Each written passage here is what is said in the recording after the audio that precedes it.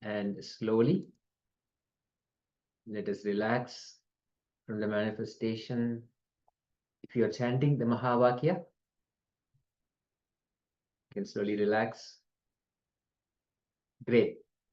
Fantastic. And we'll just take a quick moment to welcome all the participants who have joined with us. So many of the participants have joined in Zoom.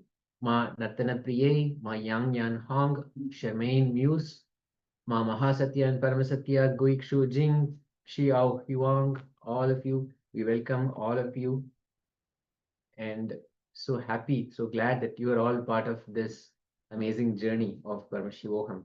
And now let's take a quick moment to share what was revealed to us by Paramashiva. And yesterday we've had a question, I think maybe day before yesterday, the question was, how do we make it so that it is more and more accurate? How the revelation, how we receive it can be more accurate or more closer, if not exactly the same, to what is being projected. The only solution is to bring more power, which means to sit again and again for manifestation. The only key here is will persistence. Sit in will persistence for manifesting, and you will be able to manifest. It's a powerful sutra technique given by Swamiji. And this question has come up multiple times, and every time it has come, the only solution, the only direction that Swamiji has given is to simply sit again and again. We will manifest the powers. Always, the presence of Paramashiva is simply waiting to manifest through us. Paramashiva is simply waiting to manifest. The only part that is left is for us to simply sit in that space. And so beautiful to see many of us here joining us every single day and sitting in for manifestation. And that's the will persistence that makes it happen.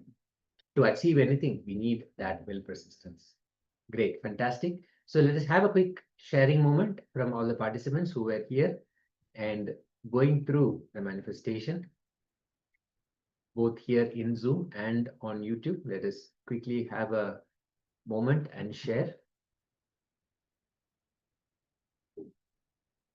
what Paramashiva revealed.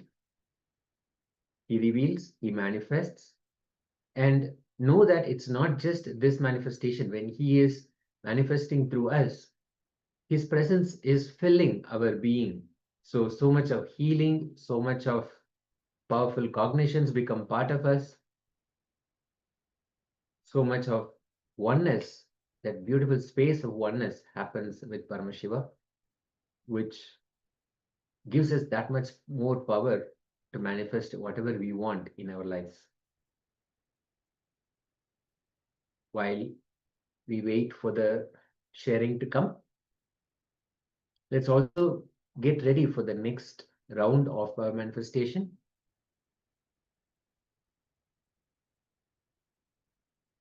And before we do that, we will be bringing the image back on screen. So let us have a quick moment to share. If you have not shared, please share quickly. And yes, we have the image. This is the image that we were projecting earlier.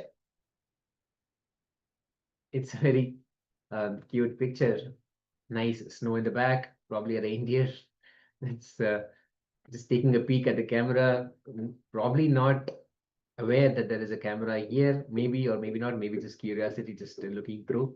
And in the back, we see that so much of snow has happened, even on all the trees and the branches, everything is so fully covered with snow, and there is a house in the background, and more branches, more trees, and more snow. And we see the roof of the house also is fully white, again from the snow.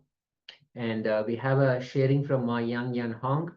I saw a landscape painting with green, blue, vegetable yellow, and white colors, a pointed house, cartoon film, crocodile toys, a circle of cake, purple and green grapes, and kiwi fruit. Fantastic. Thank you so much for sharing all the details that Paramashiva has shared with you or revealed to you.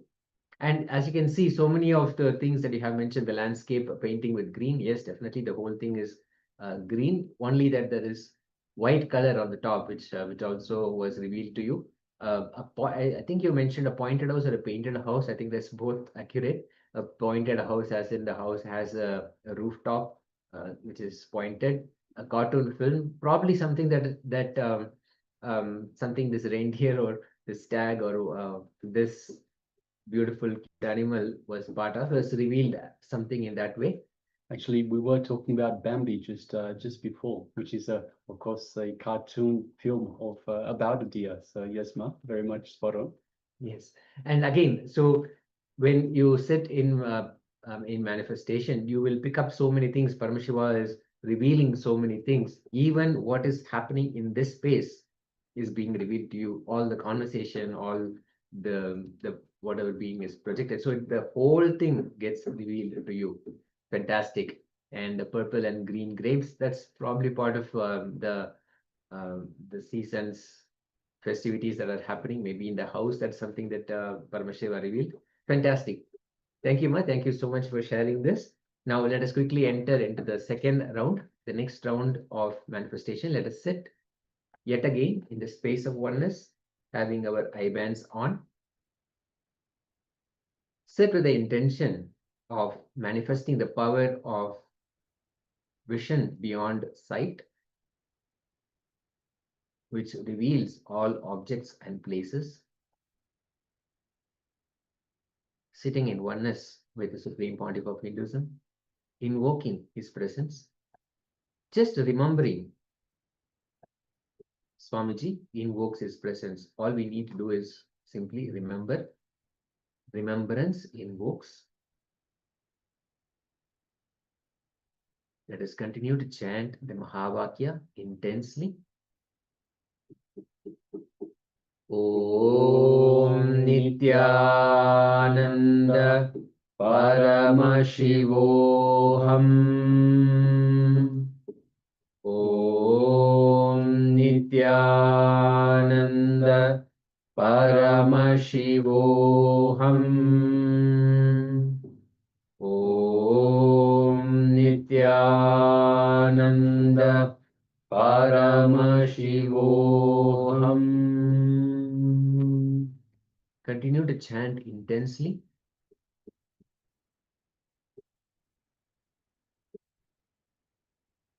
Remembrance invokes.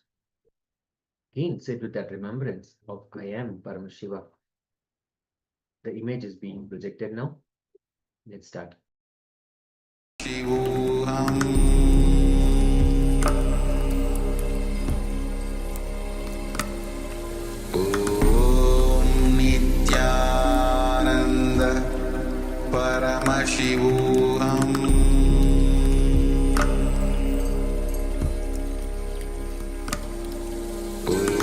Om Nithyananda Paramashivoham. Paramashivoham.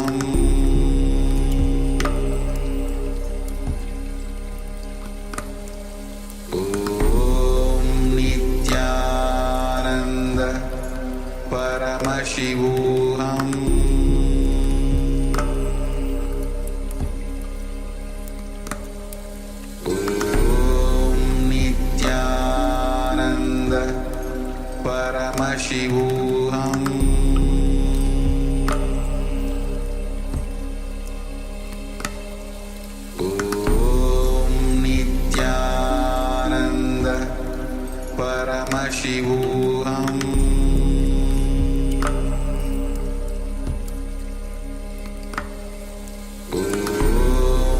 Nithyananda Paramashivoham.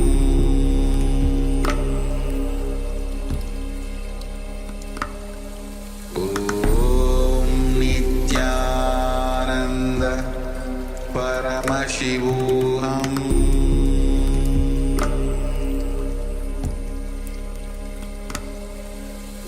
Om Nithyananda Paramashivoham.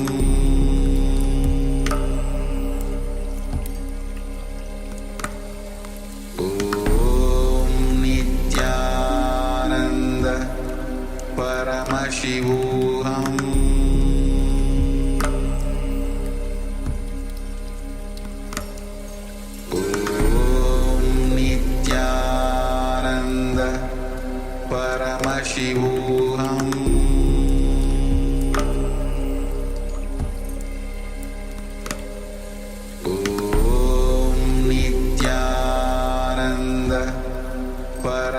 Paramashivoham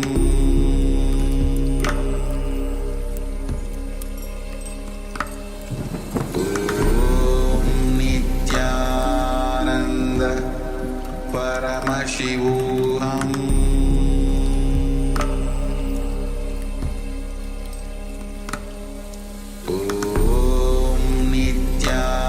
Nithyananda Paramashivoham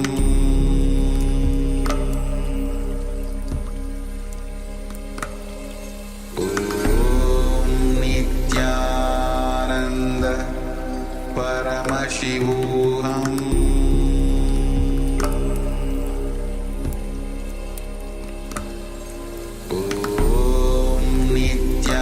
Nithyananda Paramashivoham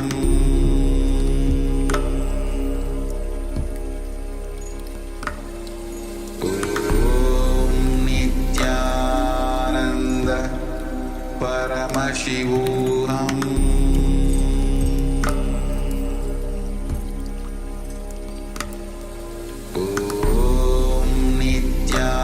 Nithyananda Paramashivoham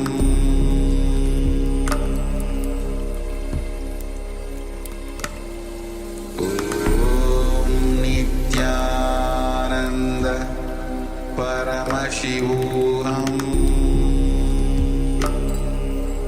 Nithyananda Paramashivoham Nithyananda Paramashivoham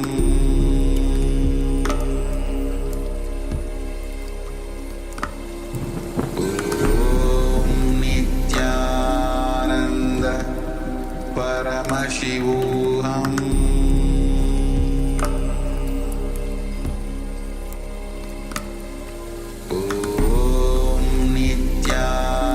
Nithyananda Paramashivoham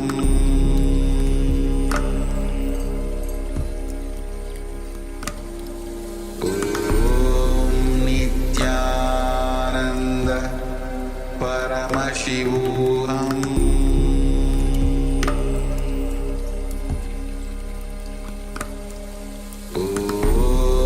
Nithyananda Paramashivoham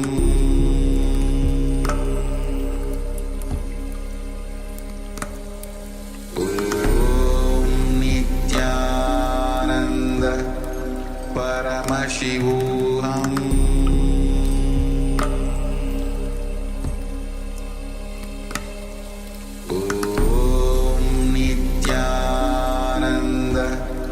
Paramashivoham Nithyananda Paramashivoham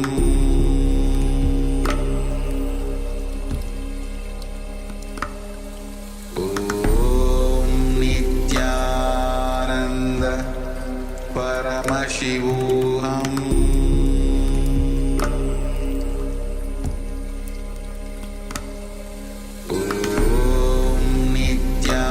Nithyananda Paramashivoham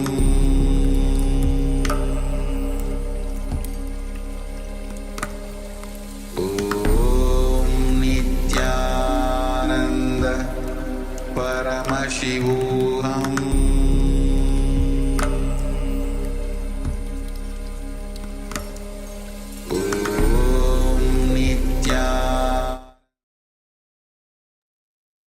Yes.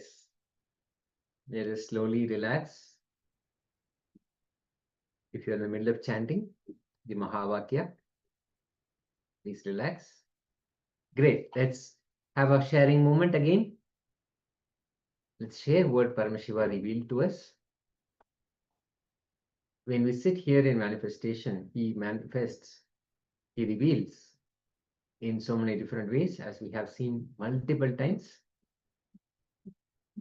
either by words or a thought or a feeling or an image or something that is related to what we are seeing, or even things around, even as we just saw, the conversations that are happening here in the Acharya's space, that also Paramashiva reveals around that object. So that's fantastic how that the whole thing is simply available for us to open up to when the power of third eye manifests.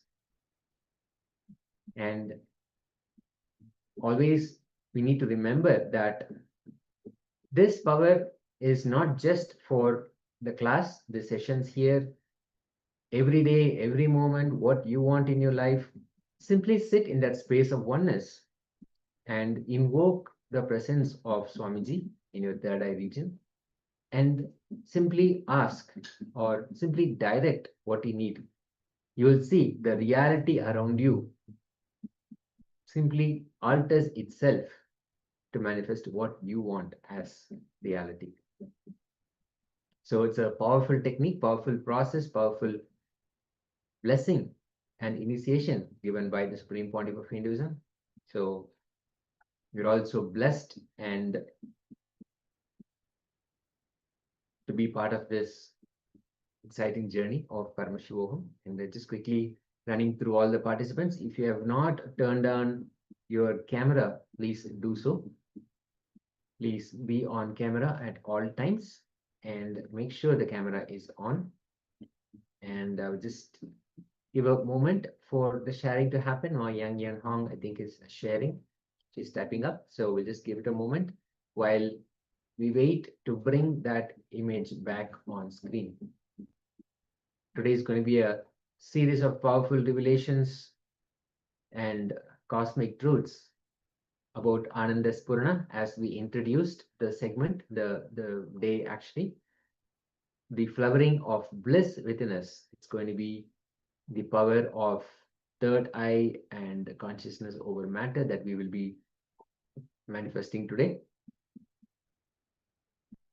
So the next segment will be actually looking at how the chakras are placed and how they function, and more importantly, what really stops the normal flow of energy from all these chakras, what stops the flow of the Kundalini Shakti that normally keeps flowing through the entire body. So that's something that is a profound revelation from the Supreme Pontiff of Hinduism. And once we have that, you'll see the Kundalini awakening and the power of third eye. The more and more we enter into that awakening of the Shakti, the powers of the third eye manifest.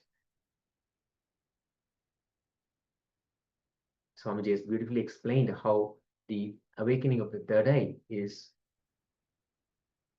synonymous with the Kundalini Shakti, Kundalini awakening. When the third eye awakens, so much of Kundalini Shakti happens inside us and it raises to our Sahasrara Chakra at the crown center. Now we'll be learning about the chakras. What is the role of each chakra? The 7 major chakras actually. We have so many chakras in the body, at least the 7 major chakras that we will be focusing on, learning about them and how each of them is related with emotional thought pattern. So that whole science and the initiation for awakening of the Kundalini Shakti. We'll also be learning that today. Okay, so we'll just take a moment now to bring in that image. If you're still sharing, please go ahead. And this was the image that we were projecting. Yes, as you can see, it's a beautiful image. We have a city in the background, and just behind the city, we have a nice big sunrise. It looks like a sunrise. We have the beautiful waters of the could be a sea or perhaps even the ocean. We see some birds just on top, just on the water themselves. We see a lot of clouds. Some clouds look like they're on fire with the sun just coming through, and some look a little bit darker, perhaps carrying a little bit of rain. And yes, many buildings we can see in the city itself or town. So this is the image itself. We have lots of different colors. We have the golden light of the sun. We have the waves that are breaking up. So we have the white of the broken waves. We have the blue of the sea or the ocean. We have a darker blue of the clouds, a grayish dark blue. We have some pink, some red, orange in the clouds as well from the sun. We have some white also from the city itself, the town itself. We can see some green on the left-hand side as well. So many different colors, many different aspects. So if you had any of these details, then congratulations for manifesting this power of the third eye. So yes, all right. So now as mentioned, we are going to move on to the next segment in our program for today, which is the introductions.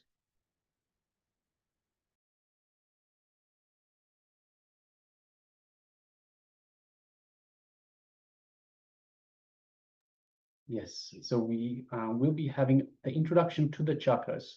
So requesting everyone to come to the space of listening, sit comfortably with the head, neck, and spine in a straight line, and give your full attention to Swamiji as he reveals this introduction to the chakras. Let's begin.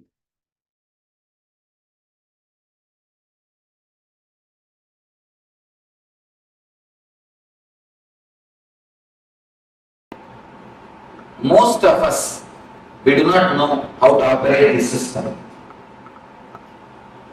The system given to us by God is an unknown thing. Somebody is using it as a bullock, somebody is using it as a tractor, somebody is using it as a aircraft. The system given to us, see the same system, tribal people are used as a bullock, an educated man is used as a tractor, pilot has used it as a aircraft. What is the difference between these three people? Nothing. The system is same, but the man is knowledge. Just like that. The system is given to us by God. Most of us, 90% of us, use this system only as a bullock. Taking birth, eating, drinking, reproducing, dying, over. Nothing much is achieved in our life. A few Benzes, few bungalows. If you weigh your life, it's few Benz, few bungalow, little bit of moving here and there, over. Nothing much. Few children. Nothing much is the life. The normal course of life. Taking birth, reproducing, and dying. Nothing much is achieved. Nothing new has happened. Nothing great has happened to the consciousness, to the being. Nothing worth mentioning has happened. Somebody came and asked me, Swami, why in the cemeteries, in all the graveyard, it is called born and died. Born, such as the date, died, such as the date. Why? Nothing worth mentioning happens in between. That is only worth mentioning is in most of our life. That is the reason, born and died, except birth and death. Nothing worth mentioning happens in our system. So most of us use the system as a bullock cart. We just use it in a minimum level, dull, dead, dragging. Most of our life, if it is tuned, it can be tuned only, dull, dead, dragging. This is the first level, first layer of life. The second layer of people who have entered into the zone of art, who have become artists, who have become painters, dancers, musicians, who enter into the next dimension of their life, not for money's sake. If you dance just for your being's beauty, if you sing just out of your bliss, if you paint just out of your job, you became a painter, or a dancer, or a musician. The next dimension of your life, when you explore, you use your system as a tractor. A man with a simple head can never become tall. If you want to become Tagore, you need to have your next dimension. Persons like Tagore, Ganga, all these great scientists are the next layer. They can be called as something more than scientists because they explore the next dimension. That is the reason the Nobel is given for giving them. Gitanjali, the monumental works of the great dancers, when they create the masterpiece of dance, or the art, or the poetry, they explore the next dimension of their being. They explore, they see the next dimension of their being. So these are the people who became practitioners, who see the next level of their life. Fulfillment, that is the reason the great poets, even if they die in poverty, even if they die with no property and in poverty, they have a very deep, satisfied death that they have lived their life ultimately, that they have lived their life with a fulfillment. They live in a very poor way. They may not have wealth, they may not have the outer wealth, but they live in a rich way. Wealth is different, the richness is different. They may not have the comforts, but they live in a very rich way, like a kings. I mean, if you read the Bharati's life, Bharati is a great poet from Tamil Nadu. If you read his life, he is living in a very poor way. But if you see the way in which he lived, simply a royal, he lived more like a king than like a beggar. You can see all the poets, great poets, they are not living wealthy way, in a so-called wealth, the outer comforts, but their life is really rich because they have seen the next dimension of their being. They know the ecstasy of the human being, of the human possibilities. Whatever way you can express your being, the possibilities of human being, the next dimensions of possibilities, they are touched. The third layer, only the Buddha, Krishna, Rama, these are the great intelligent masters who have used their system as an aircraft. These are the few people who have used their system as aircraft. Majority, 90% of us used as a bill of art. 8 or 9% who are artists, are the great dancers, great poets, they use as a character. Only a handful of people. See, if you want to know the human history of humanity, you don't have to read the millions of people who have taken birth and died. All their history is not necessary. Just read 10% history. The Buddha, Krishna, this 10% life history is more than enough to know the whole history of humanity. These are the people who are milestones on the human history. These are the people who have created turning points in the human history. Just like that, if you know the few man's history, you can know the whole history of the humanity.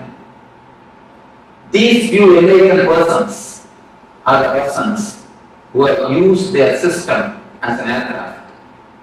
Not even, there is no need even to have 2 fingers, 2 hands. 1 hand is enough to count this type of people. Very handful of people. Buddha, Krishna. These are the very few who have a great impact on the humanity, who has used their system as an aircraft, who are real pilots, are the pioneers of the human evolution, of the human growth. If you see the difference between the villager, the tribal man, and the pilot, nothing much. Only one thing, the villagers don't know how to operate the mechanism. The tribal people, they know how to operate the system. That's all. Nothing. The tribal people, they don't know that mechanism. The pilot, he knows the mechanism. Nothing else is the difference. Only a very small difference. It is not that something needs to be added. No. Only one difference. They don't know, he knows. That's all. Just like that, if you know how to use your system and mechanisms in your body, in your mind, in your being, you can become a pilot. You can use this system for the optimum result. You can use this system for the maximum result. You can convert this system into an aircraft. The mechanisms which exist in your system is what is called chakras. There are 7 chakras in our being. The energy centers. These energy centers are real mechanisms in our system. If you know how to open them, how to activate them, how to remove blockages from them, how to energize them, you can simply transform your system into aircraft. As long as you do not know anything about that system, you will be just pulling your being. You just know how to open, how to energize, how to activate the system. You will be using the same system, same mechanism as an aircraft. So now we will be entering into each and every system, each and every mechanism of your being, and we will explore how to operate it, how to open it, how to work on the chakra, on the energy center. Let me show you how the chakras are situated. The small diagram, very small, I think all of you will be able to see how the chakras are situated. If you have this book, you can just open the page 20. The lowest is called Muladhara, the root chakra. You don't have to remember the names. You see, there is no need to remember the names of all these things. Just I am giving an introduction. Then afterwards you will be entering into the deeper layers. You don't have to bother, oh, I have to remember all these names or not. There is no need to bother. You can just see and have an idea. That's enough. First center is called Muladhara. From below I take the root of the spinal cord. Just at the root of the spinal cord. Muladhara. The next is Swadhisthana. Above the Muladhara, below the navel.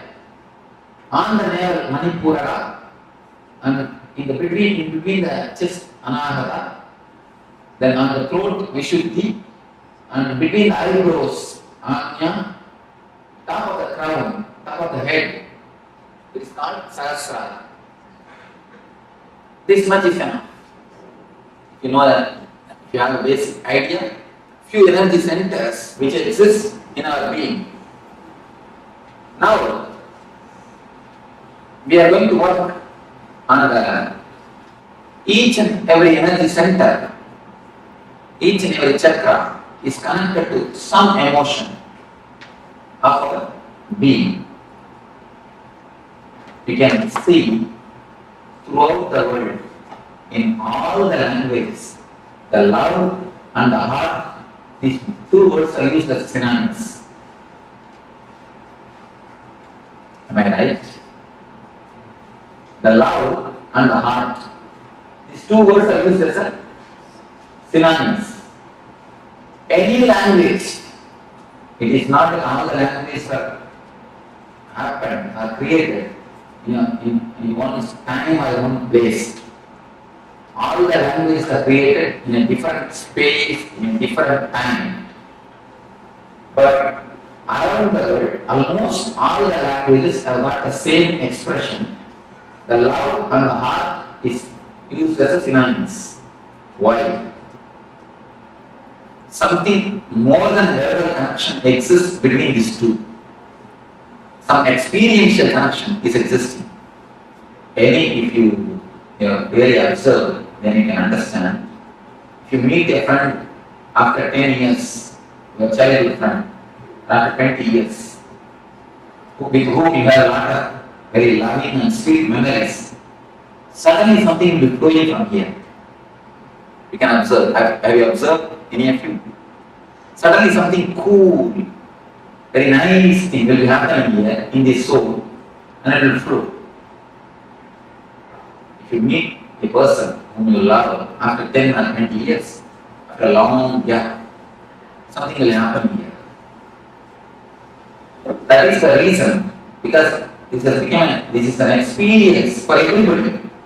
That is the reason in all the languages, not only the Indian languages, or Western languages, even the tribal languages, I have seen at least more than 100 languages I have verified. In all the 100 languages, the love and the heart is synonymous. Because it is something to do with deeper emotion. So the love is the emotion which is related to Anahata chakra, the heart center. Just like that, each and every emotion is related to each and every chakra. If you receive any shocking news, or the news which you can't bear, immediately the first effect will be on your stomach. You will have a stomach upset. The stomach will be upset, either you will have diarrhea or loose motion. Have you observed anybody who had experience? You can always listen, it's an experiential thing. The first blow will be for Manipura chakra. The worry and depression is very closely related to Manipura. And again you can see, in all the languages there is an expression. If you receive some news which you can't tolerate, you say, I can't digest it. I can't stomach it. I can't digest it is an expression in all the languages. Again, because the worry and depression is very closely related to Manipura chakra. Like this, each and every emotion, the sex is related to Muladhara chakra. The chakra which is in the near the end of the spinal cord, the root of the spinal cord. Each and every emotion is very closely related to one chakras. If this emotion is handled properly in our life, each and every emotion is an energy given to you by God. It's like a money. If you don't know how to handle the money, you will become bankrupt. Just like that, if you don't know how to handle the emotions, you become energetic. See, if somebody works for you, his work is worth $1,000. You pay him only $1,000.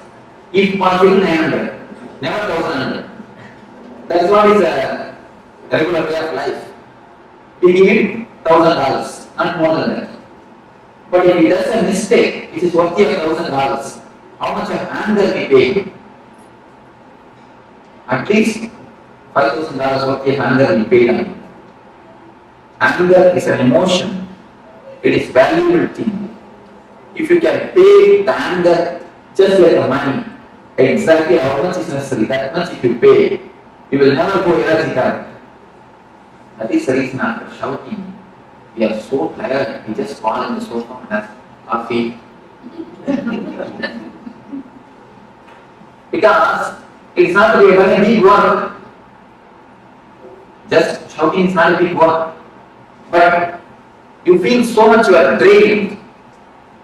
Why? Because emotion is energy. All your emotions are energies, which is in your center, in your beings. When you use the money in a very loosey way or in a luxurious way or an unnecessary way, and the luxury is something necessary for life, nothing wrong. But when you spend unnecessarily, lavishly, you become bankrupt. Just like that, when you spend the emotions, when you lose the energies, lavishly, you become energy trapped. Each and every emotion is connected to some chakra. If you know how to handle them, how to use them properly, how to balance them clearly, your chakras, your energy centers open. If you don't know how to balance them, if you don't know how to use them, if you misbehave with the energies, see, having or showing too much of anger is a misbehavior with anger. Anger is like Lakshmi in you. you misbehave with the money, you are misbehaving with Lakshmi. Just like that, if you misbehave with anger, you are misbehaving with your energies. Will you throw a dollar note in the dustbin? Will you throw a $100 note in the dustbin? You always invoke disrespect to Lakshmi. Just like that, if you throw your emotions unnecessarily, it's a disrespect to your energy. Just like the God has given you money, He has given you emotions, energies to run your system, to run your life. When you disrespect, when you throw them out unnecessarily, you show a disrespect are the emotions, are the energies. If you know how to balance, how to run them, if you have an understanding, the chakras open. If you misunderstand or if you misbehave the energies and the emotions, the chakra closes. For a little more understanding, it can be told in the other way. If you know how to give your love, the Anahata opens. If you continuously ask for love from others, Anahata closes. It's the master key for Anahata chakra. Now first you enter into the heart center. It's a master key for Anahata chakra. If you know how to give the love, the center opens. If you ask for love, it closes. It's the first master key. One more way you can understand. If the chakra opens, you will give the love. If you give the love, it opens. If you give the love, it opens. If it opens, you give more love. More opening, more love. More love, more and more opening, and more love. It's like a this side circle. Now it is in this side circle. More you ask, more it is closed, more it is closed, more and more you ask. The ball is rolling in the down way. This way. It is getting more and more black and more asking. Now we are going to stop the ball by the meditation and start rolling this way. Then more open. Once the chakra starts opening, the more love overflows. When the more love overflows, the chakra opens a little more. When the little more is opening happens, the more love overflows. The ball rolls this way. The chakra rolls this way. The whole program is just to stop the ball rolling this way and start the ball this way. We are going to work on each and every chakra to open the chakra, to see the emotions are balanced, to see the energies are centered.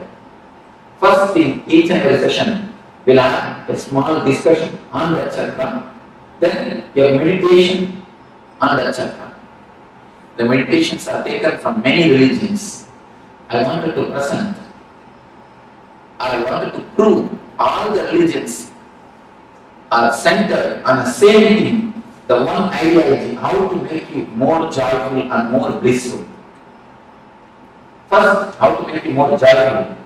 It means how to make you more happy in the life with the outer persons.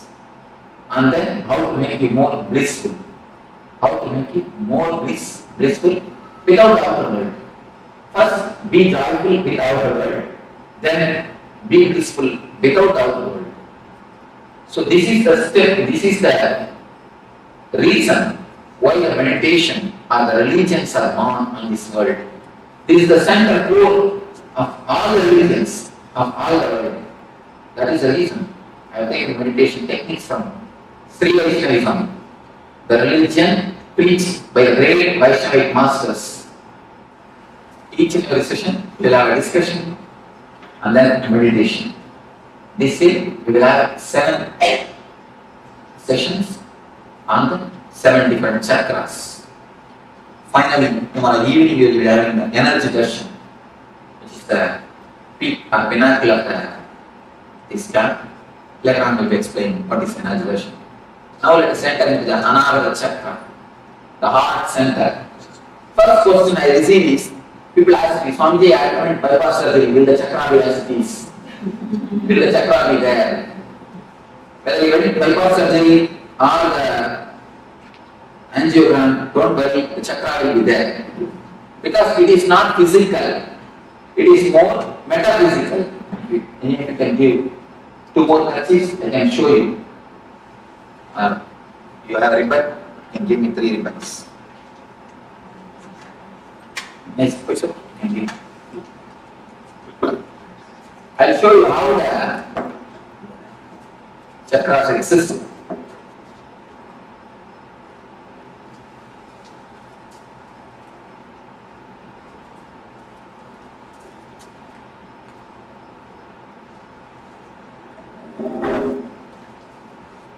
See, it is like 3 bodies.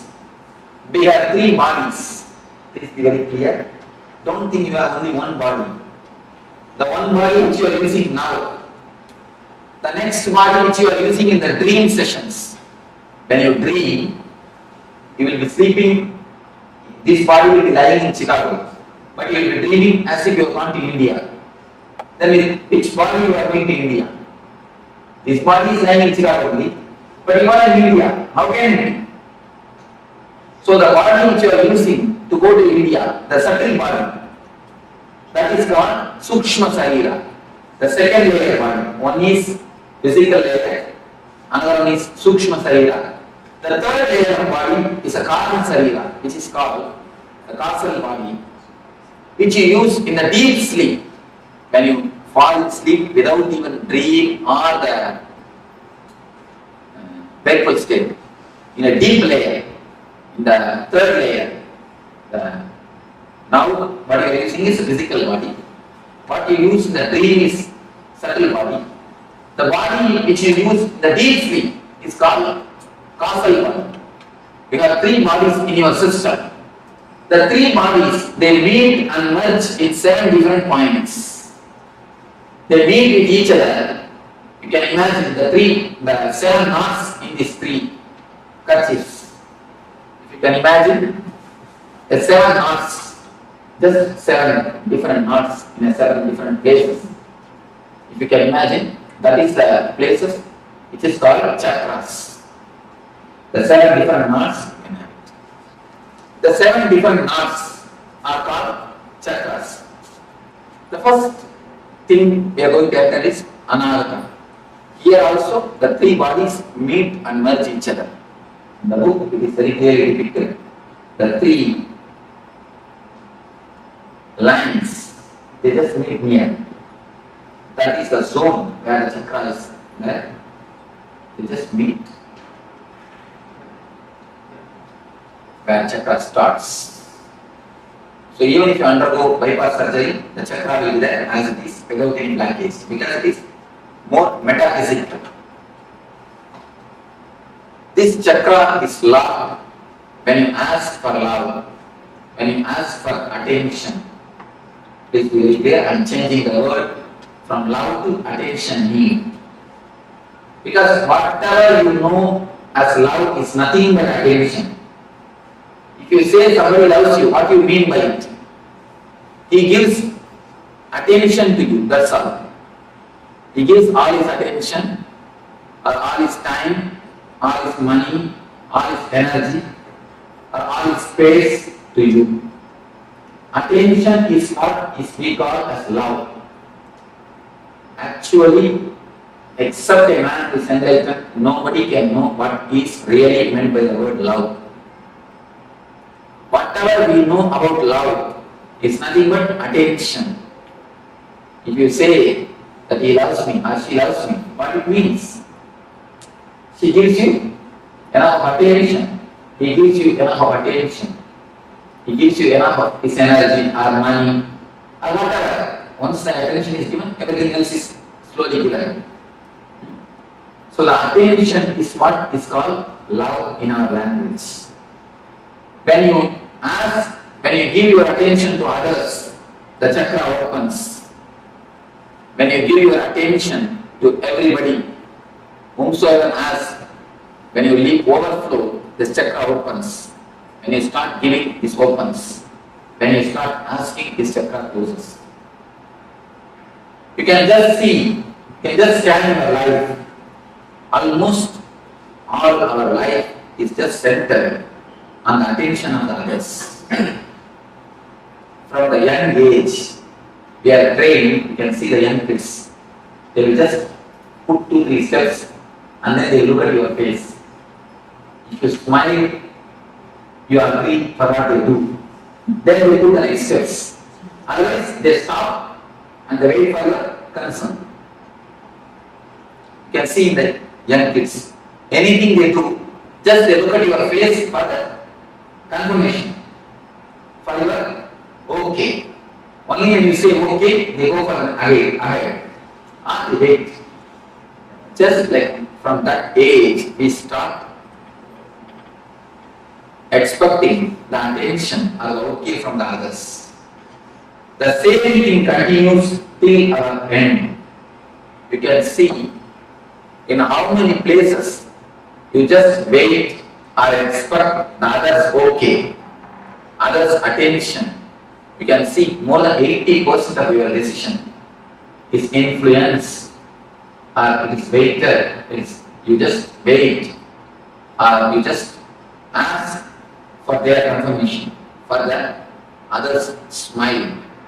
It is not only economically, mostly psychologically. You feel inspired or you feel regenerated, you feel power or the energy only when you get a confirmation from the others.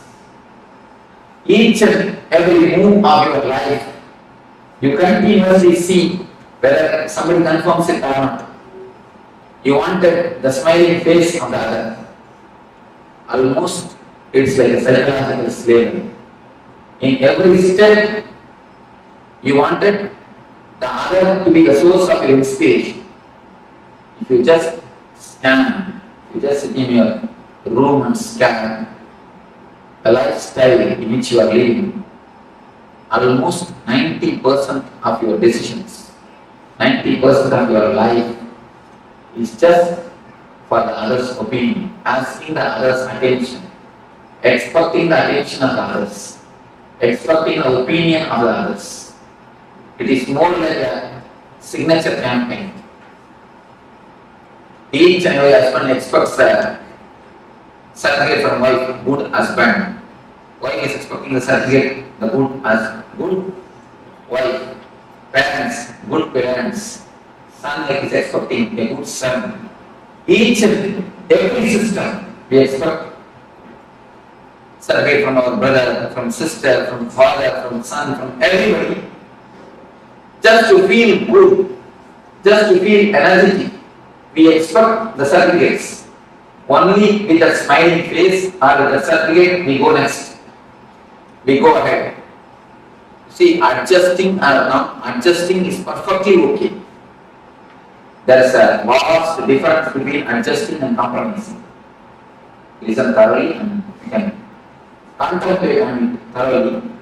We may ask, should we not adjust?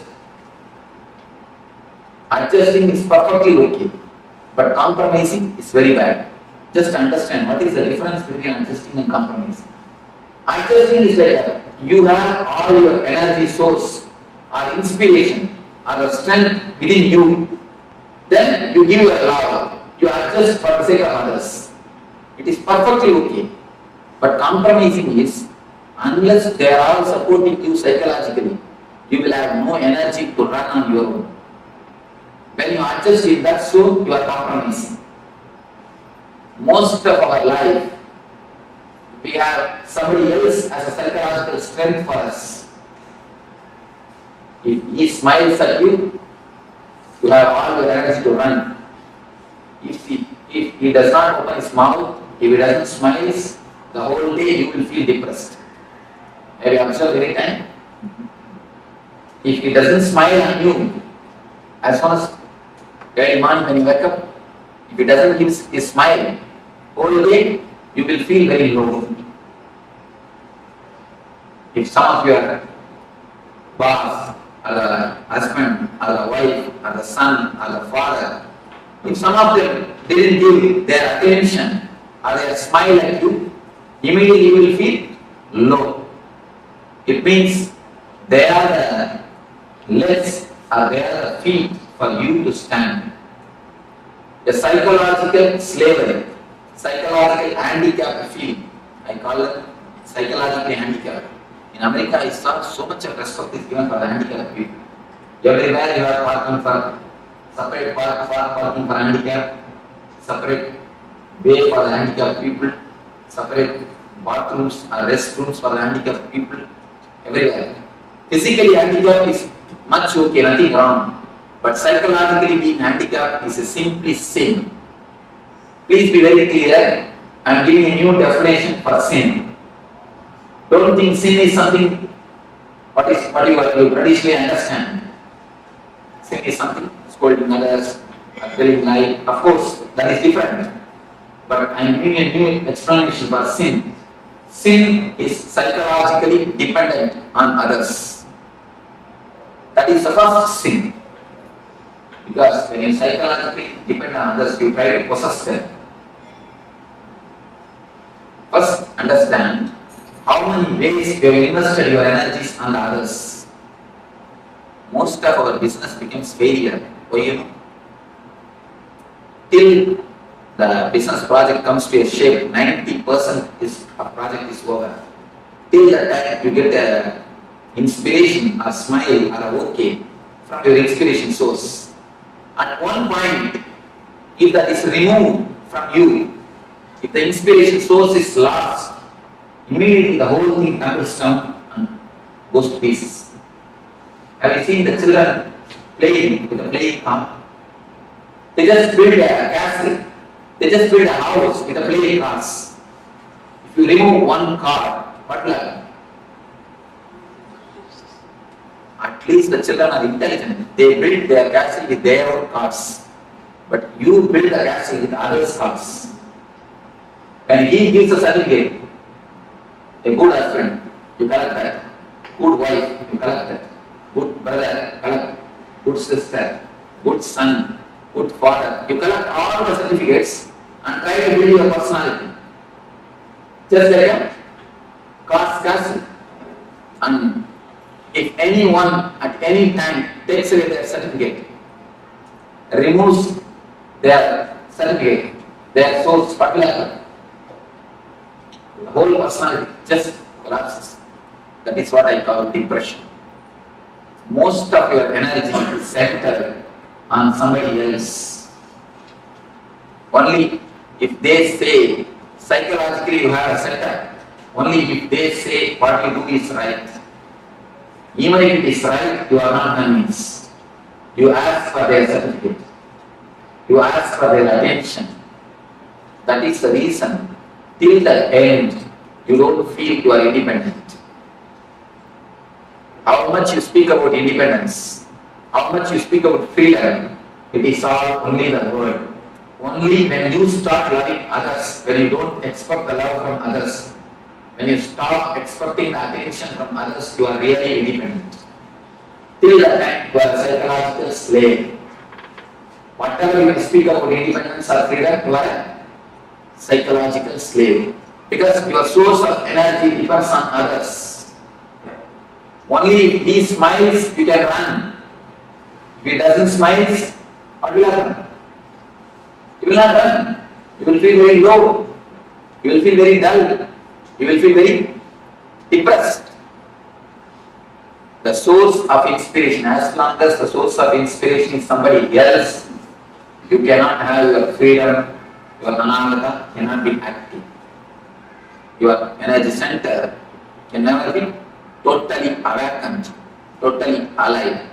First thing, find out where all you have invested your energy center, on whom all you are dependent. Please be very clear on whom all you are dependent psychologically. You need how many smiles to run. Try to reduce the number of smiles. Even without that smile, start running. Even without that okay, start running. I am not telling you to go against the society. No. Do your same routine, same lifestyle, but try to reduce the number of smiles. Don't expect, don't keep them, don't make them as the source of inspiration.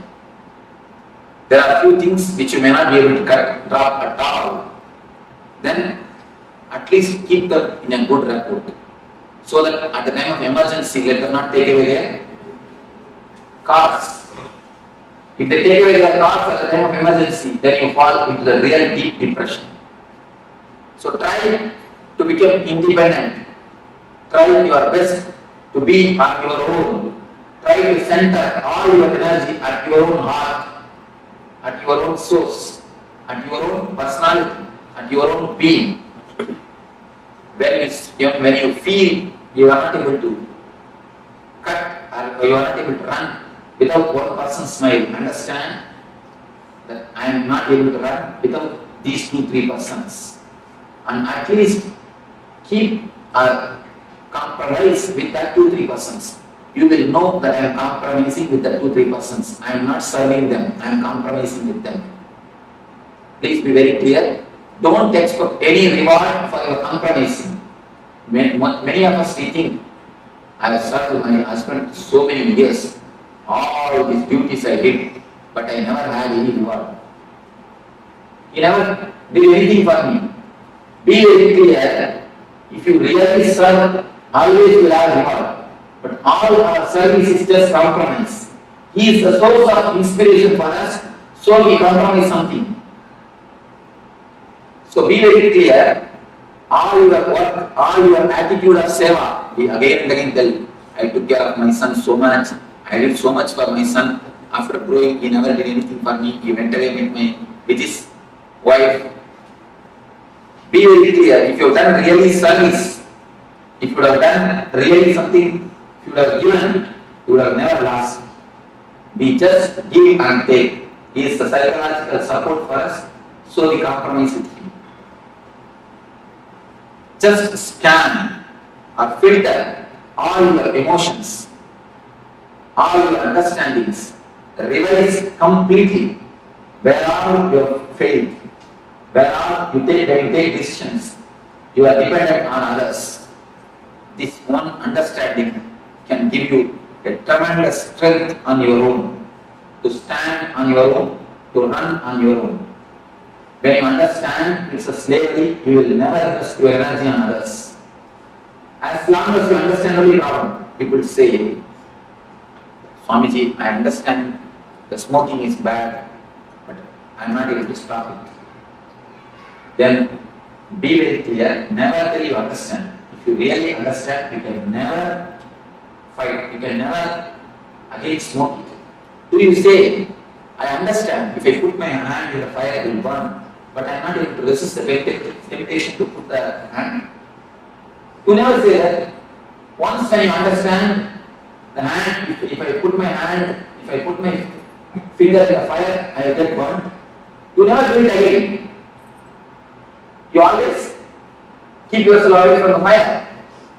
The same way, if you really understand that there is a psychological slavery, simply you can see, you can be so clear, you can be very, very clear, it will transform your life. Only thing we don't understand. Have this understanding after going back to the house and after a few days. Just sit in your room alone and scan your life, where all you have invested your energies, who are all inspiration sources for you, and try to organize, try to bring all the energy center on your own being. Don't let somebody else to drive you. If you keep somebody else as an energy source, you are allowing somebody else to be a driving force for you. So naturally you will be living for somebody else. When he is the inspiration source, naturally you have to take these ideas and work out. You have life or the time only to live your desires, not all everybody's desires. If you try to live 5-6 persons' desires on your life, where is the time? Where is the energy? Where is the money? No. When we try to live somebody else as an inspiration, we have to live their desires also, because they will live their ideology also. Whenever they are inspiration, they will live their ideology. So you will be dancing for so many persons' tunes. You can dance for one tune. In front side somebody is putting Bharatanatyam. You go put 2-3 steps. Then this side Western music. You shall just come and shake your head. And then this side immediately some Carnatic music is going on. Then you have to jump here and do for one more tune. And that side Kathakali is going on. You have to go on 2-3 steps. How will it be? The whole thing will become mess. Now our life is nothing but that. Each and every tune you try to dance. Will it be possible? No. It will never be possible. If you try to dance for one tune, your life will be successful, even if you don't know dancing. You will create new dancing. What you do is what is dance is. It is not the dance, it is not some basic rule. If you don't do according to that, it is not dance, nothing like that.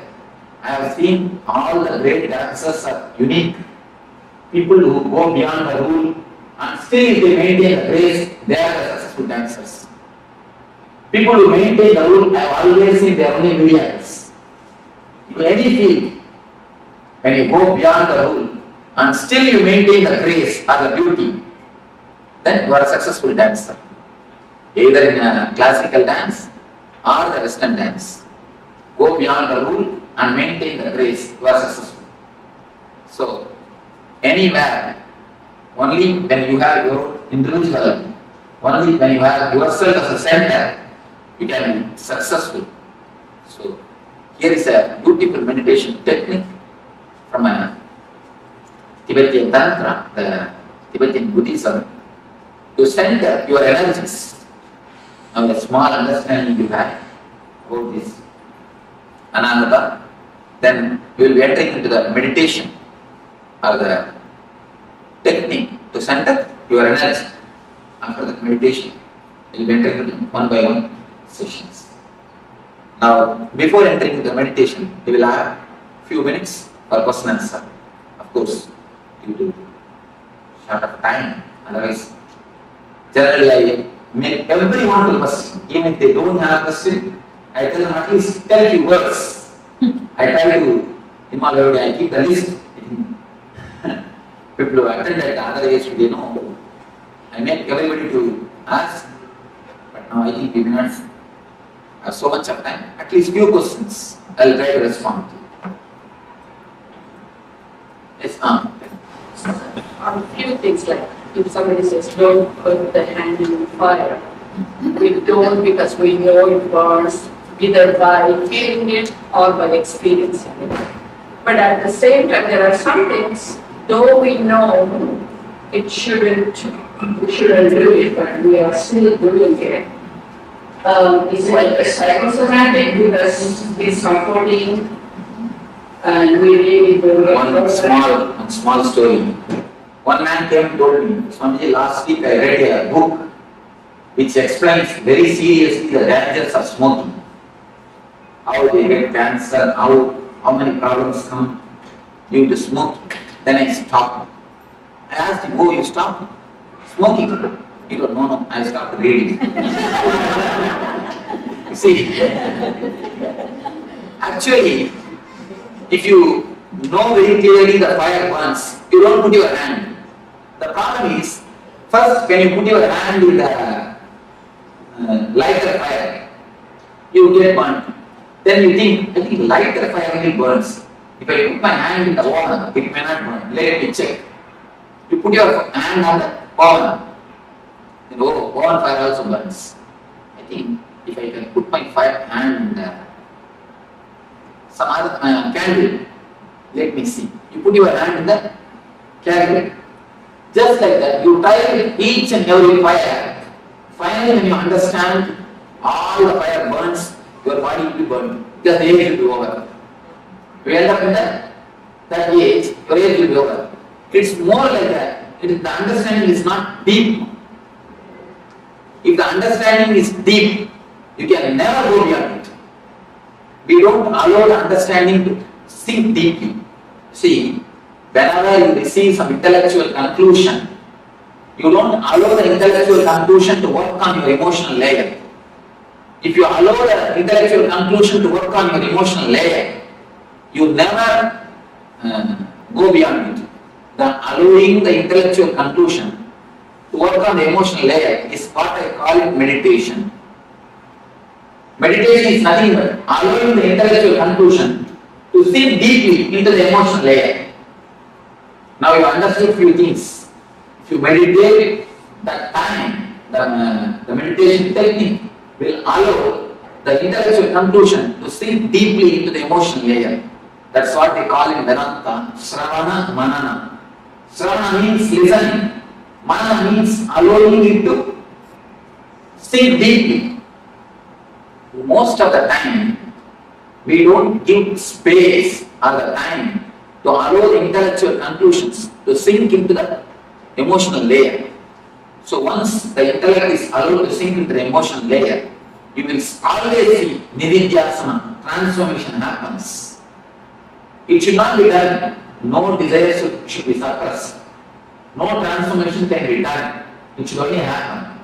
See, flower, if it automatically flowers, then it is really flower.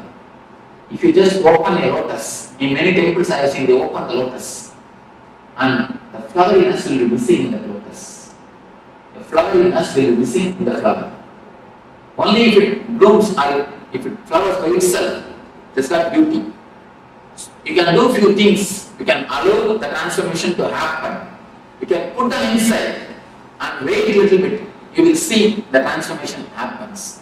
But we neither give time or the space to seek in, or we are too urgent to see the transformation. The desire for transformation is so pushing, so urging us. You see, the desire for the outer object and the desire for transformation, both are not the same. When you desire too much for the outer object, you make mess of it. Just like that, if you desire too much for the transformation, you make mess of it. Put the idea aside, just wait for a little. Allow the seed to sprout. A small story. Once 3 monkeys, they got a mango. They were living in a forest, they got a mango fruit. If one monkey gets a mango fruit, you know what will happen. The 3 monkeys, they already worked for that. So all the 3 have to have a share of the mango. Now the problem starts. How to share? Finally all the 3 monkeys, they got together and they have decided, see, this one mango, we 3 cannot share. We will plant this mango, pour water, put fertilizers. Then it will become tree. We all will have enough of mangoes when it becomes tree. They all decided, they put they planted the mango.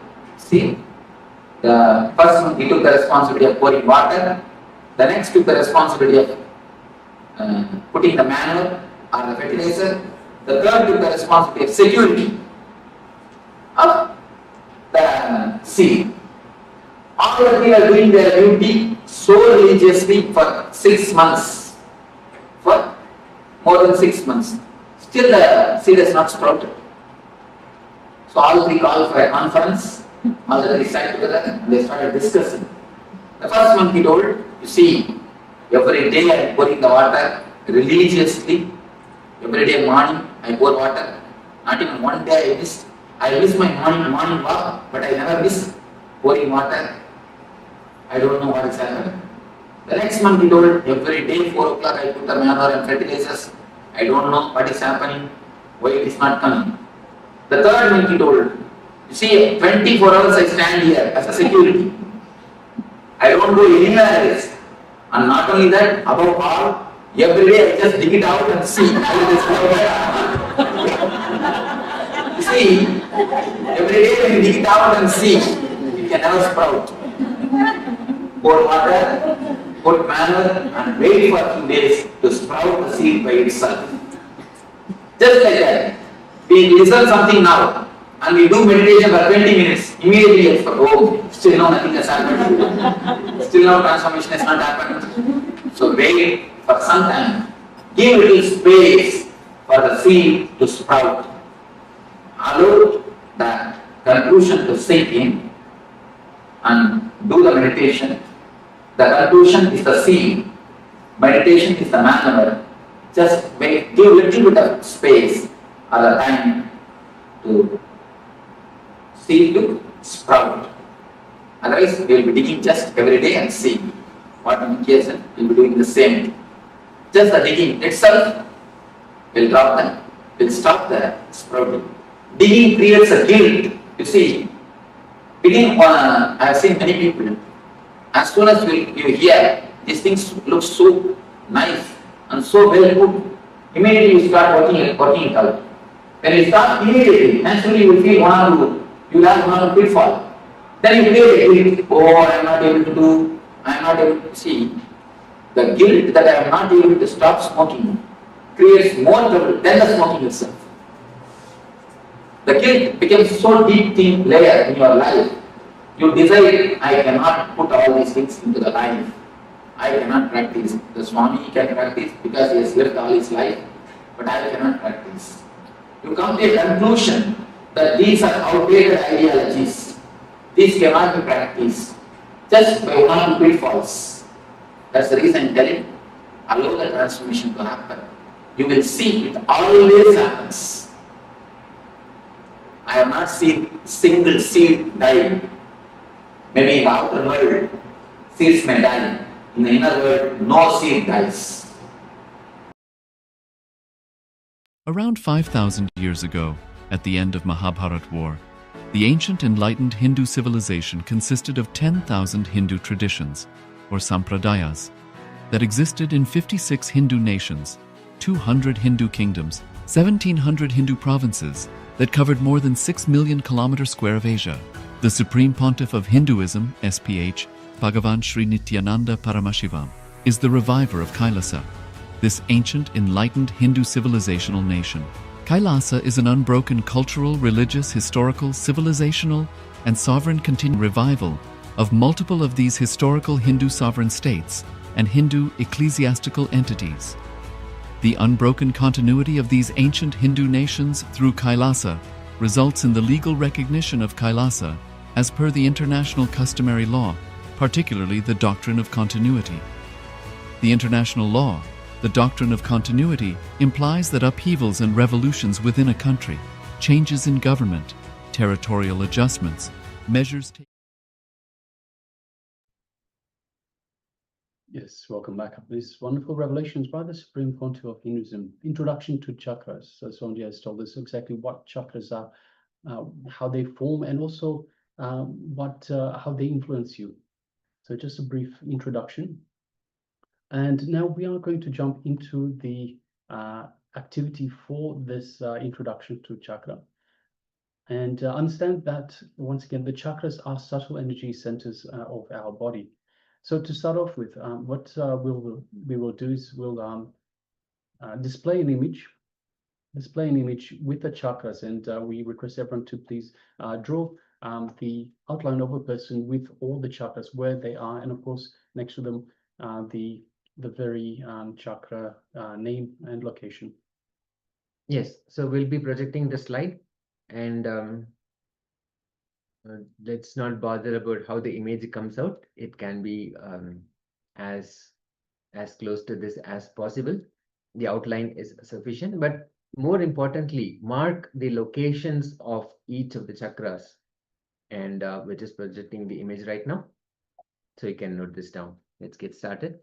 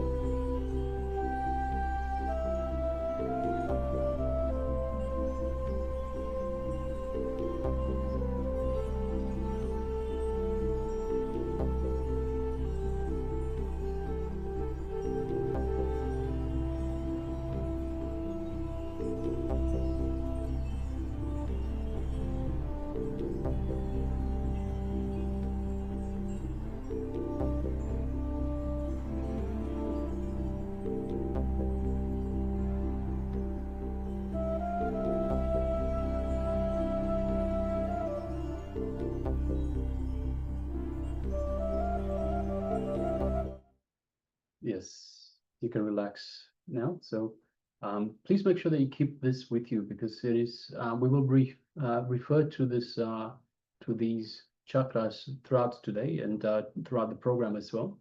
So please make sure that you keep track of this. You have a look at it and remember it, and have it for your own reference when we do refer to it, so you know exactly what we are talking about.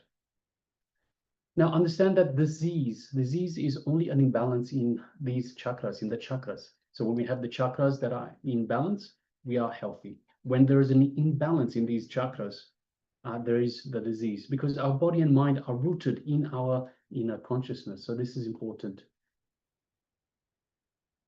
Yes. So hopefully we've all sketched and drawn that visual that we just presented. And all the chakras, all the 7 chakras are marked, and next to each of the chakras, we also will be actually projecting now what blocks them. So each chakra naturally, by its own nature, simply radiates or transmits energy, continues to allow the flow of energy. It just radiates that energy. But some factors, as we will see, block them.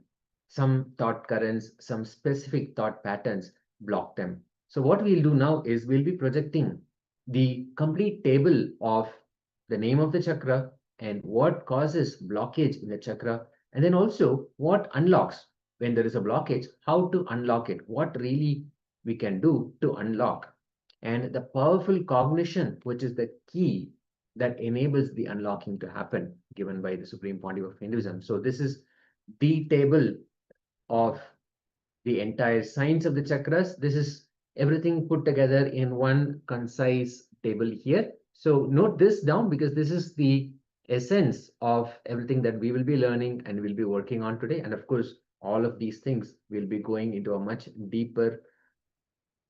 deeper level as well, going through what causes the blockage and receiving understanding from the Supreme Pontiff of Hinduism, and also the thought currents, the powerful cognitions, which will help us, which will enable us to unlock that particular chakra as well, unlock that blockage as well. So the table is being projected right now.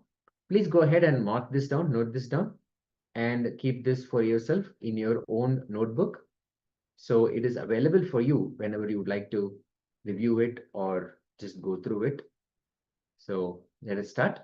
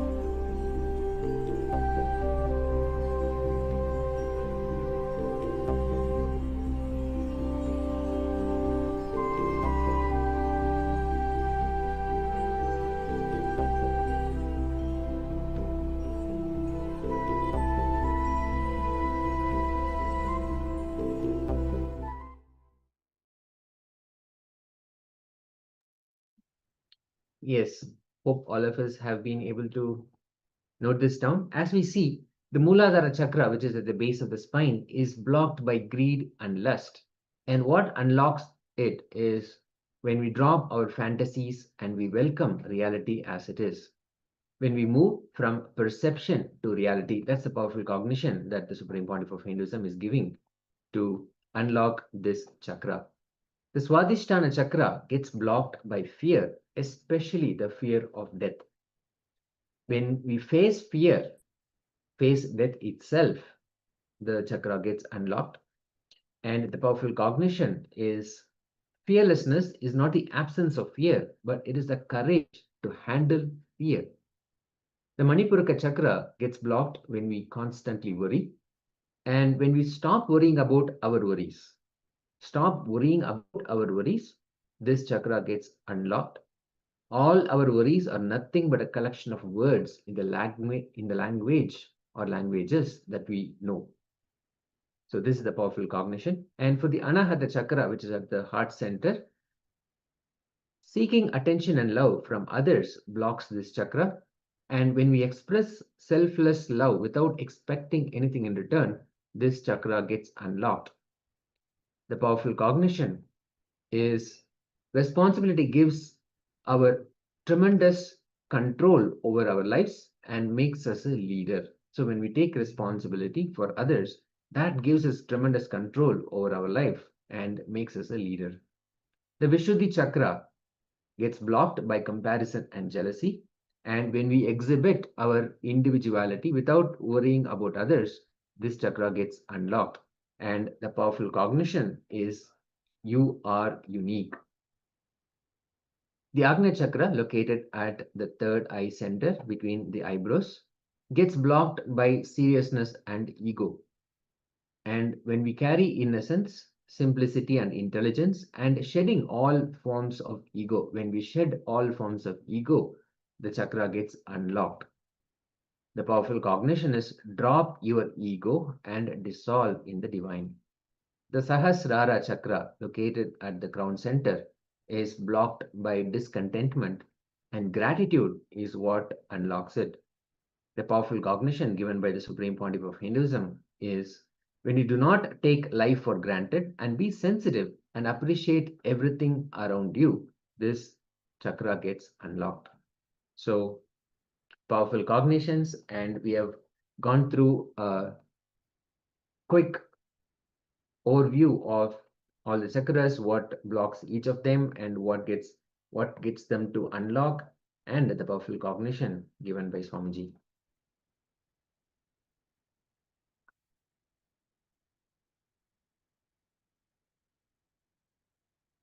So all the emotions that we carry, like worry, lust, discontentment, jealousy, fear, ego, and attention need, are purely because we find a connection between independent incidents, between independent thoughts, and create a concept for ourselves and start relating with that concept. We'll see how we create this concept called shaft and how to come out of it as well. Now, Nitya Dhyan, the meditation, the simple meditation, powerful technique given by Swamiji, cleanses and energizes the vital energy centers in our body, which are responsible for the swaying emotions and stored negative memories, the engraved memories or engrams. So, powerful meditation technique given by the Supreme Pontiff of Hinduism, Nitya Dhyan. When we follow it, we'll be initiated into that as well during the course of this Paramashivoham. Okay, so now with that, we'll move into the next segment, which is the power manifestation, manifesting the power of consciousness over matter. We are initiated by the Supreme Pontiff of Hinduism to manifest this power, and we will be manifesting this power right now. Let us sit comfortably with our head, neck, and spine in a straight line, visualizing the Supreme Pontiff of Hinduism, Bhagavan Nithyananda Paramashiva. Remembering him invokes his presence. So simply remember his form.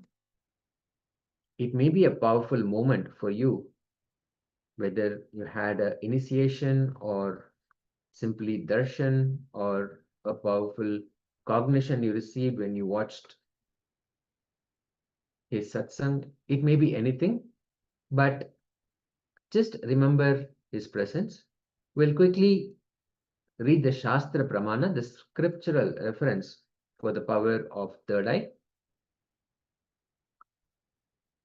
Kapalantarmanonyasya tishthanmilitalochanaha kramena manaso dardyat lakshayet lakshamuttamam. The translation says, by fixing the mind on the inner space within the crown center and sitting stably without any movement, having the eyes closed, in succession, by that stability of the mind and inner space, one directly sees the ultimate goal by having the vision beyond the sight that reveals any object or space or place, attaining the space of oneness with the source, Paramashiva. So this is the Shastra Pramana as the scriptures have given the power of third eye.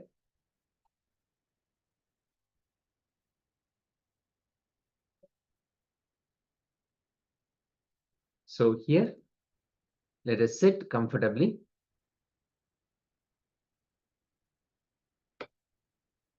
Sitting as straight as possible with your head, neck, and spine in a straight line. In this power manifestation, we'll be feeling the vibration of the object that we hold. So pick an object, preferably a coconut. If you do not have a coconut nearby, you can pick a fruit, preferably round like an orange. So let's just take a moment to pick the object and sit comfortably. Sitting comfortably with your head, neck, and spine in a straight line. Visualizing the presence of the Supreme Pontiff of Hinduism, remembering his presence invokes his presence in our third eye region, in our inner space, connecting with him deeply.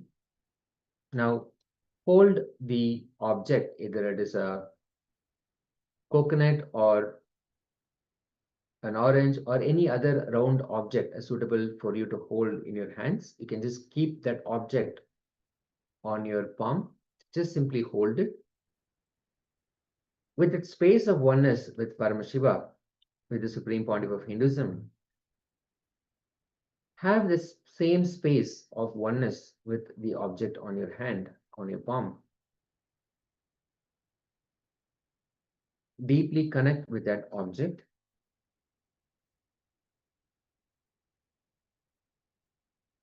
Continuing to be in the space of oneness with Swamiji. Connect with that object.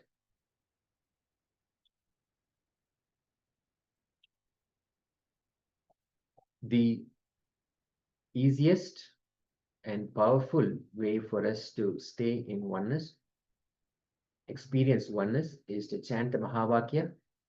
Let us intensely chant the Mahavakya as we hold the object on our palm, closing our eyes. Om Nithyananda Paramashivoham. Om Nithyananda Paramashivoham. Om Nithyananda Paramashivoham. Continue to chant intensely as you hold the object on your palm, creating that oneness, connecting deeply with the object. Let us start. Intensely chant the Mahavakya. Continue to chant as we experience the oneness with Paramashiva. the Supreme Pontiff of Hinduism, the manifestation, the living manifestation of Paramashiva, deeply connect with the object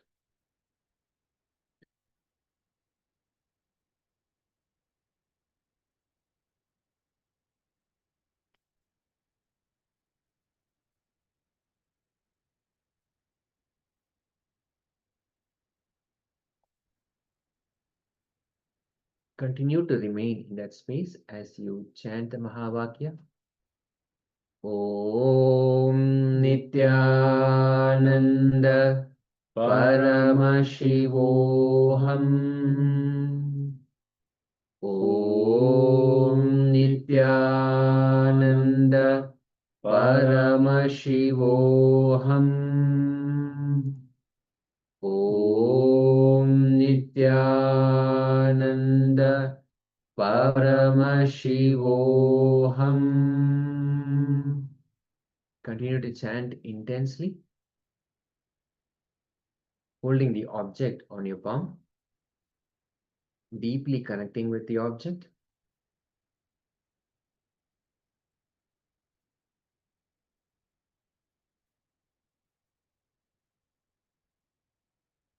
Experiencing that space of oneness with Swamiji.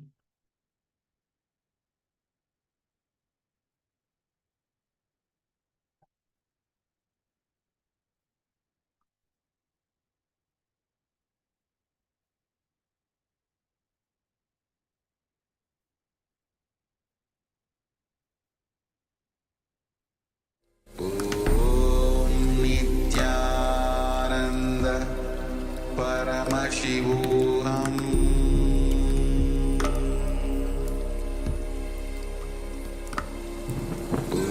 Om Nithyananda Paramashivoham.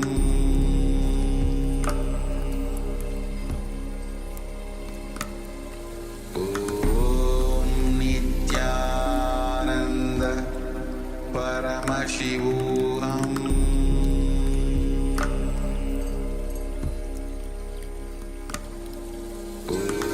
Om Nithyananda Paramashivoham. Om Nithyananda Paramashivoham.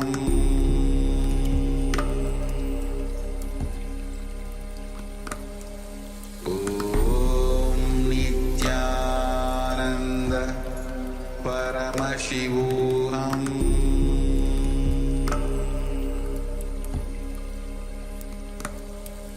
Om Nithyananda Paramashivoham.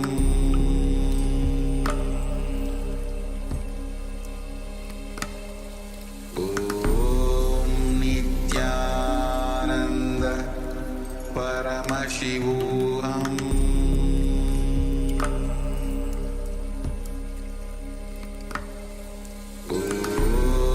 Nithyananda Paramashivoham.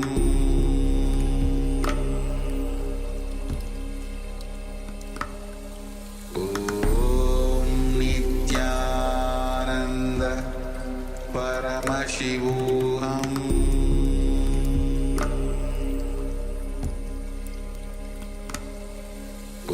Om Nithyananda Paramashivoham.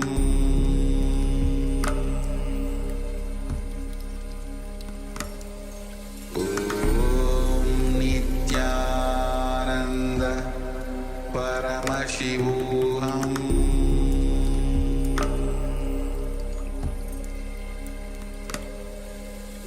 Om Nithyananda Paramashivoham.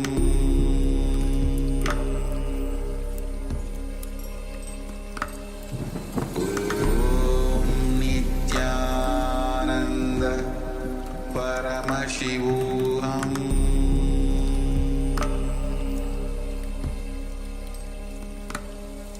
Om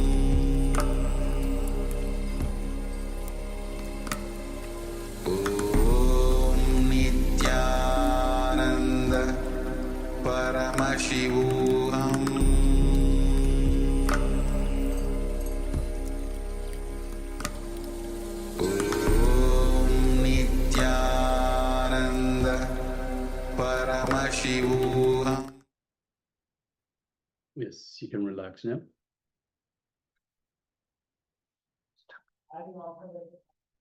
Yes, let us relax from the manifestation. Slowly relax from the manifestation.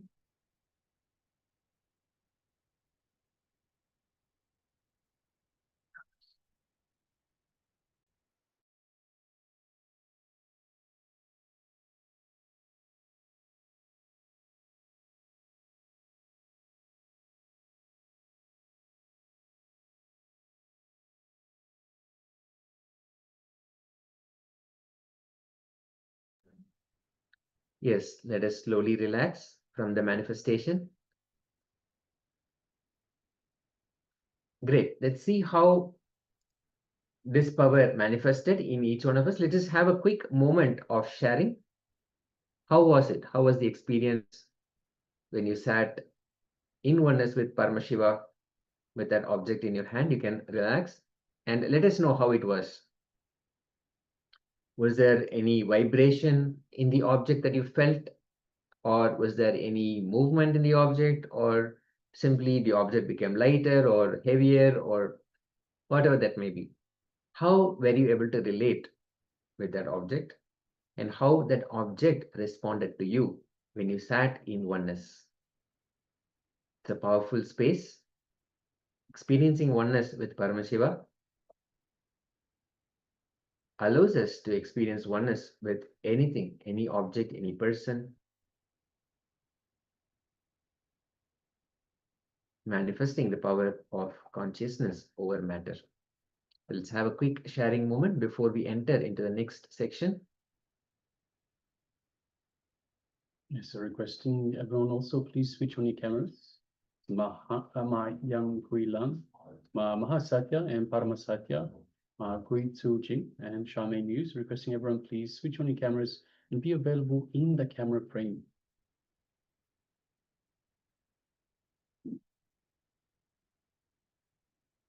And go ahead and share how you experience this power manifestation, the power of consciousness over matter. So in this round, we were feeling the vibration in the coconut or the fruit that we had on our palm.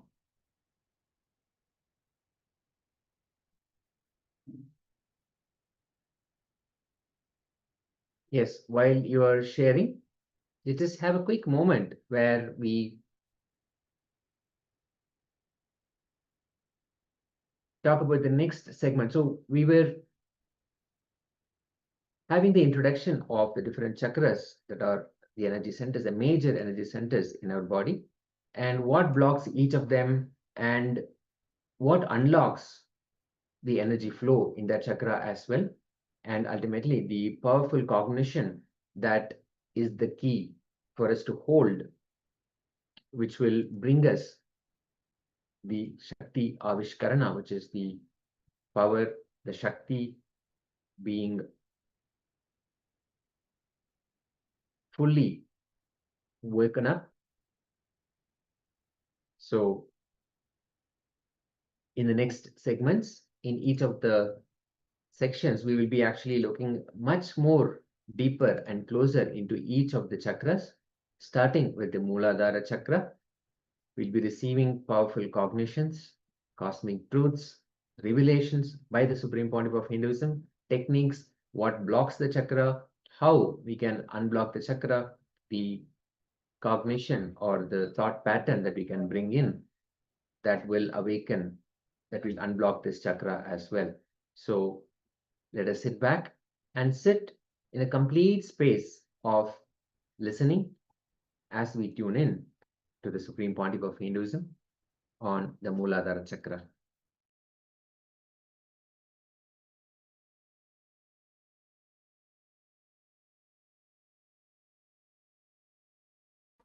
So now we come to the first chakra. First chakra is Muladhara. As I told you, there are two ways to open these chakras. One is meditation, another is maturity.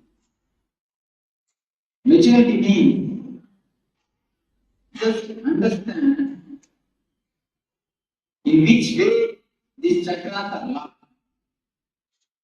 get the key and open the chakras. If you know how to open the chakras, you will see the maturity descends on you.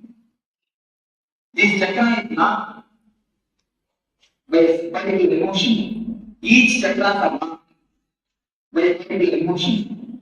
If you know how to unlock it, the chakra energy will be released in you and you can float with the energy of the chakra. The Muladhara chakra is concerned with the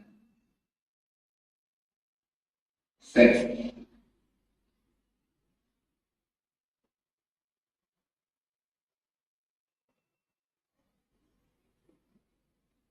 In the world, most talked about, most discussed about, most of the books are written about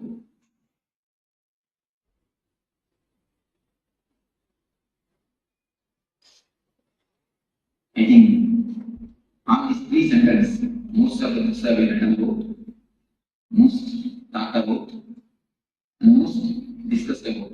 Subject is and most confused, most misunderstood, most misinterpreted. Subject is also.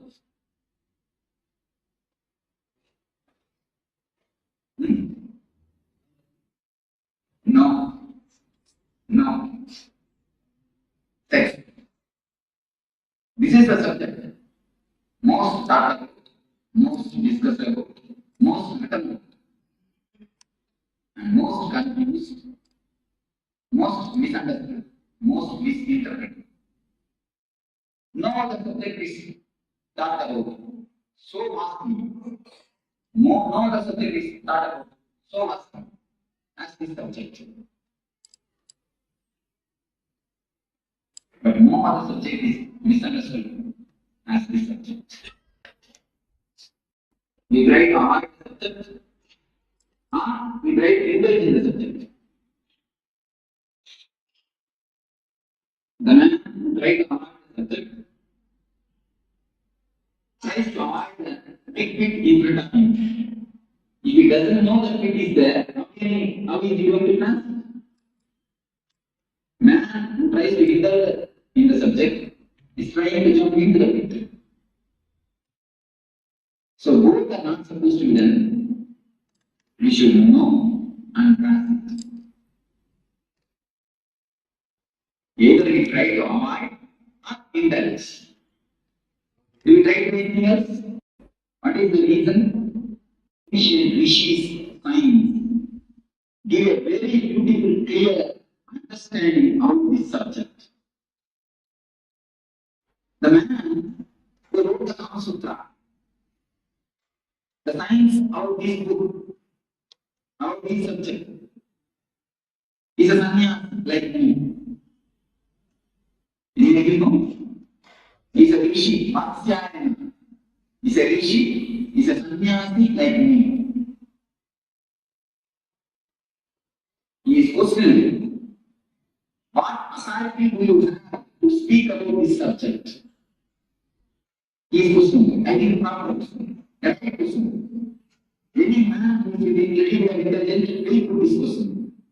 What authority do you have to speak about this subject? Yes, I mean, yes, actually, logically, I have no authority to speak about this subject. Marxian very clearly answers in his book.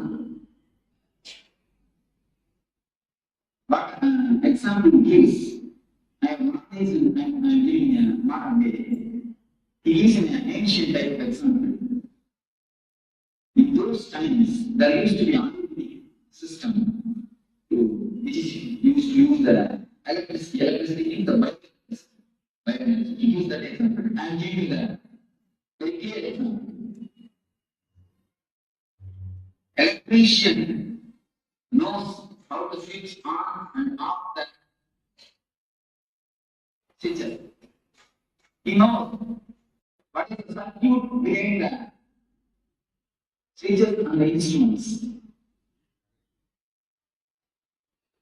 Whether you, when you switch on, what will happen? Switch on, what will happen? Everything he knows.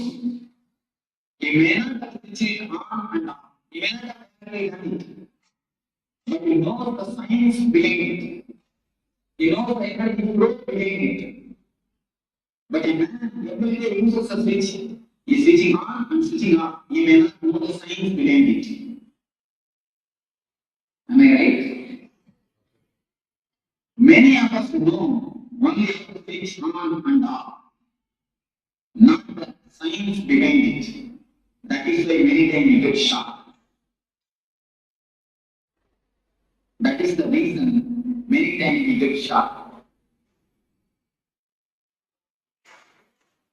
We are many fathers, grandfathers, we have all grown in a grown up spiritual life. We may have it.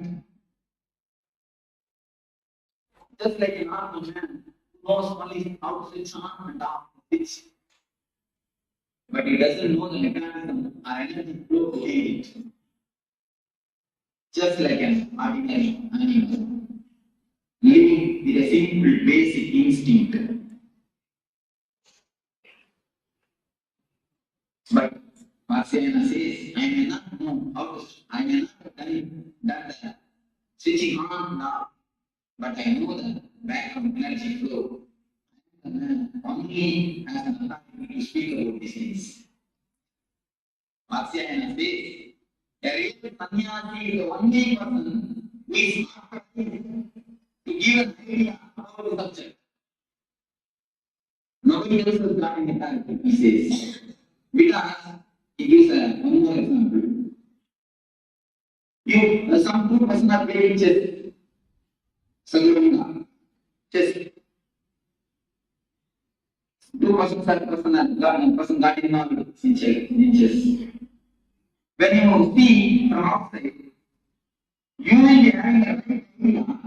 You will be having a right moment. You will be knowing the right moment, but they will not be doing that. Have you ever experienced it? When you see from outside, you will be knowing the right moment. They will not be knowing it. But when you sit and play, you will not know the right moment. The person who is outside, he will be knowing the right moment. Have you observed this? What is the reason?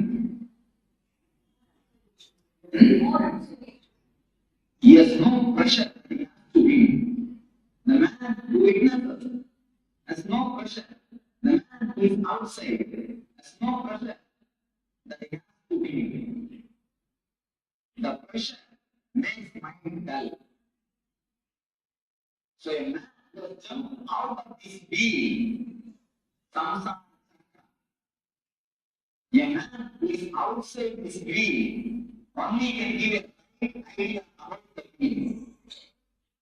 If you are sitting in a giant wheel, you can take the example of giant wheel. If you are sitting in a giant wheel and rounding, can you give a giant wheel? Can you? When you have jumped out, when you are looking at things, seeing things are happening, you can give a idea about giant wheel. So a man who has come out, who is beyond, who has transformed energy, who has jumped out of the samsara chakra, can only give a right idea about this subject. So you come to the question, what is sex? Today, biology proves all men are 51% men, 49% women. All women are 51% women, 48% men. Just 1% this way or that way. 1% this way or that way.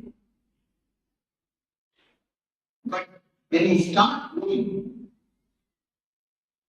society doesn't allow the women part of us to express. When we do the meditation, many times I observe men always cry, women try to laugh. Why the reason you know? The women feminine part of us has been suppressed.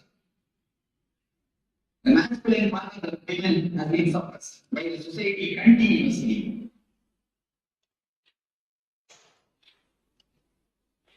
When we start growing, we slowly start collecting the image that person tries to satisfy itself through mother and father. That is why girls are always attracted to father, and boys are always attracted to mother. From there, the sex starts, the science starts. We start slowly collecting the images, prints. All men try to fulfill their image with mother. All women try to fulfill their man image with father. The art is suppressed by the society. When it is suppressed, we try to fulfill it with the father and the mother, having some loving relationship. Then after a few years of growth, we start collecting the images from many people, from the outsiders, how a real woman should be, especially from media, how a real man should be. We start collecting the images and start preserving it in our system. The repressed or suppressed women is always unconscious. It's the real science actually, what is happening in the mind. When you go after a certain age, you will start collecting images from many actors, actresses, many stories, especially from the TV serials. From all these things, we start collecting the images and start preserving it. How a right man should be, how a right woman should be, how a many things, how a husband should be, how a mother should be, how a father should be. Many images we start collecting. We keep the imagination of a woman inside, the ideal woman. Sometimes, at the age of 15, after 18 to 23, in that age, we see somebody outside, and from distance, it looks like there is somebody in this image, which you have inside. We continuously start searching for this image. We have the copy inside. We start searching this outside. We start searching whether some image will suit with this image, whether some real person will suit with this image, which you have kept in your mind. So actually, when you see somebody from distance, you feel as if that your image is resembling with the real person. We start falling in love. The falling in love happens in that moment. The science behind the falling in love is we have an image and we search. In distance we feel. In distance we feel as if the both are resembling. As if the both are looking alike. Then we fall in love. But when you come here, you will immediately find the image is image and real person is person. You can never find image in a real person because of this image. Not because of anything, because of this image. How can image be a real person? Because of this image. This is the base where we start expecting something from that other. This is the greatest expectation. All of us have. We always want the other means the way should act according to our image. Is it possible? Can it be possible? Dreams can never become true because they are dreams. The very word denotes they are dreams. If they can become true, why will they be called as dreams?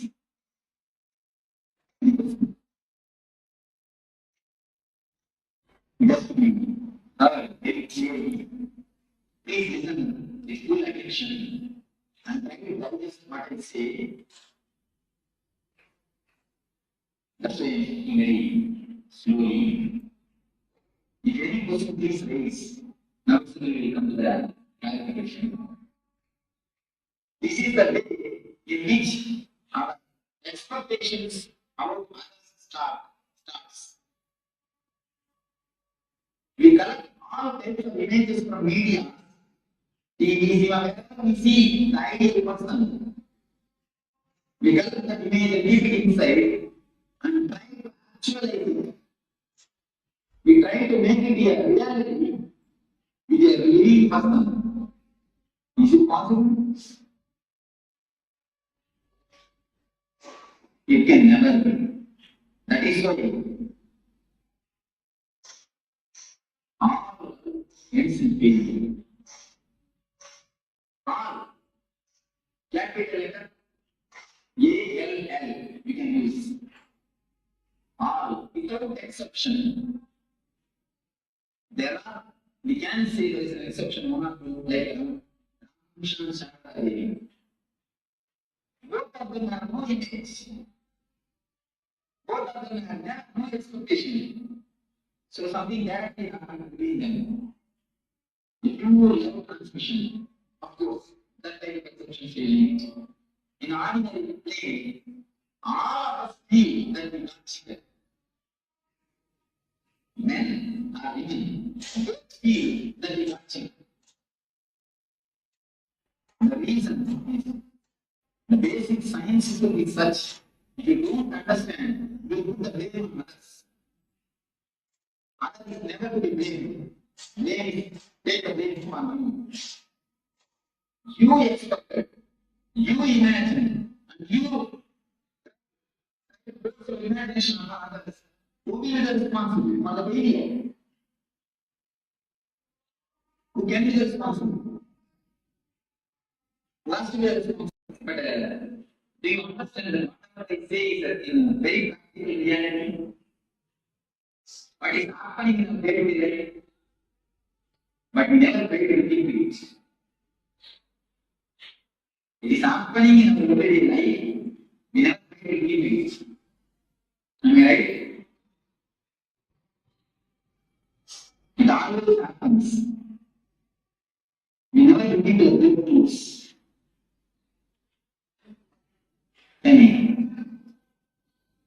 So, when we see that our image is not a reality, when we saw from the side distance, it looked like what is in my hand? Oh, it is green. That also looks like a green.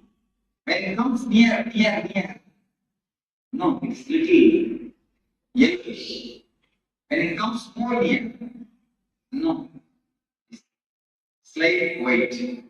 When it comes here, you will see it is red and it is white, it is green. Totally opposite and totally different. Then you think you have decided wrongly. Then what we do? We don't keep quiet. We start sculpturing the man according to our image. Women sculptures man, man starts sculpturing women. We try to possess each other. We try to make them into a matter. If you want some furniture, if you have a chair, you can keep it where you want. If you have, as you say, if you keep it there, it will be there. You can give it to somebody else. And if you have, you can make furniture according to you and keep it there. But as you possess this furniture, do you think you can possess your life person? If you possess a life person, what you are doing then? You are making a spirit into a matter. You are reducing a man into a matter. You are degrading him. When you degrade somebody, do you think she will respect you or he will respect you? No. Problem starts. Problem starts. The unending war starts. Almost I can say unending war. Unending war starts. Our the so-called life is nothing but this unending war. Any of your house, I can go more deep into this subject. Many of you can raise any questions. Almost. Always it goes in such a way. So we have an image and we start talking. The 24 hours, she is with Anahata, you are also with Anahata. When you find her, you start listening. When she finds you, she starts listening. The house is continuously completely filled with sizzling sound. Keep quiet. Don't stand. All these sounds are sizzling sounds. The continuous sizzling sound is resounding in the house. So, this is the way this chakra is locked. When you expect something from others, when you try to fulfill your imagination by disturbing others, this chakra gets locked. This chakra has nothing to do with sex as we think, as to get the meaning of the word. This chakra is something to do with our imagination. This chakra has nothing to do directly with sex. This chakra gets locked and unlocked with the imaginations. When I say that this chakra has nothing to do with sex, I mean whether you are a brahmachari, sannyasi, or grihastha, this chakra can be opened. Even for sannyasi, this chakra can be locked. So it has nothing to do with the outer condition of life. I want to say, this has nothing to do with a so-called celibacy. A real celibacy is who can be called a real celibate? Man who has dropped his inner image. When a man drops the inner image, which he preserves, inner image, he only can be called a real sannyasi. Even if you live in a grihastha life, if you drop this image, if you drop the chisel and the hammer from your hand, if you stop chiseling the hammer, you will be a brahmachari. Your Muladhara chakra will be open. You will get the real benefit of this chakra opening. Do you understand what I say? So the outer conditions, whether you live a married life or unmarried life, has nothing to do with this chakra. Don't think only for sannyasi, this Muladhara chakra can be opened. This can be opened for anybody. Yes, because we are not looking to us. We never turn inside. We go everywhere, but never inside. Just drop expecting, just drop chiseling the then this chakra will automatically open. When you drop the imagination of hero, the chakra will automatically open. Actually, when you have the imagination. Many people come to me and ask, Swamiji, in my house only we two are living, but there is no peace. There is no peace, only we two. We don't even have son. Myself and my wife, both are living, but there is no peace. I used to tell them, no. With two persons, that is always peace. You are not two, you are four. Your imagination about your wife. She, her imagination about you. You four. With four, peace can live. Peace can be given. With four, peace can never be.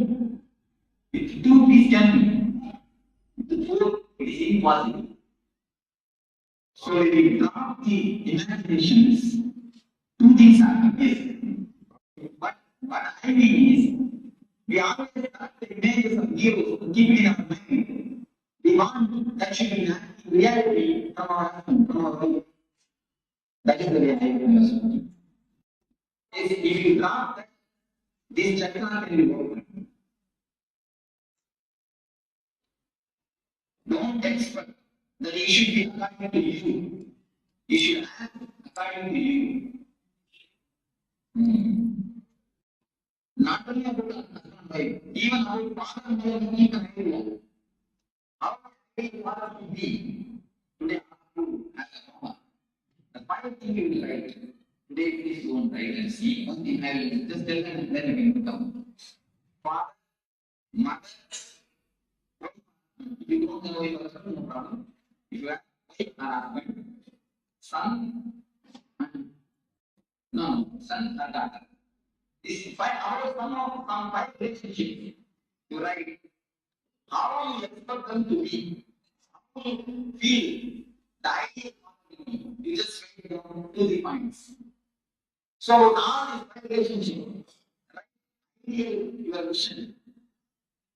The ideal father, ideal mother, ideal son, ideal wife, ideal husband. You will find deep down unconscious.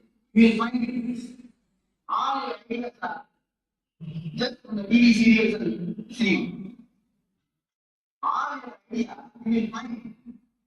And few times I check with people. I just ask them to write down how the furniture should be. It will be corresponding to the even the house furniture. We have the imagination. How it should be. We take from the medias. Before that, there were dramas. If you rely on the dramas, there were unbelievers.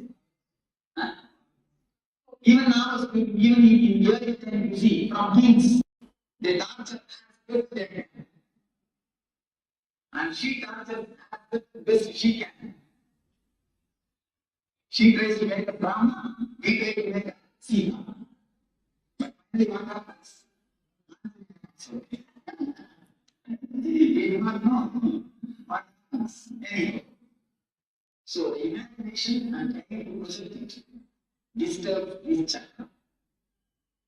If you can stop the imagination, if you can stop chiseling the other, this chakra will be completely open. The people who share that problem with the deepest problem. If you diagnose your mind, you will be having this problem of imagination and trying to project it and forcing upon others. Of course, women have their own way to force. They don't hold chiseling, they force with tears. They force with tears and cry. So they have their own ways. What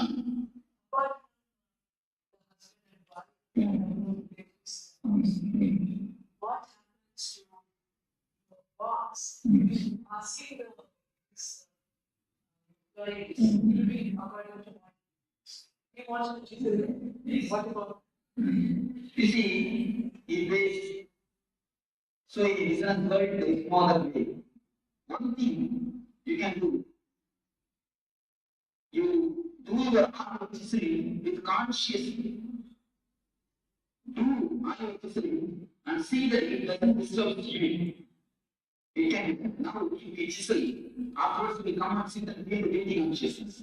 I have told that. something wrong.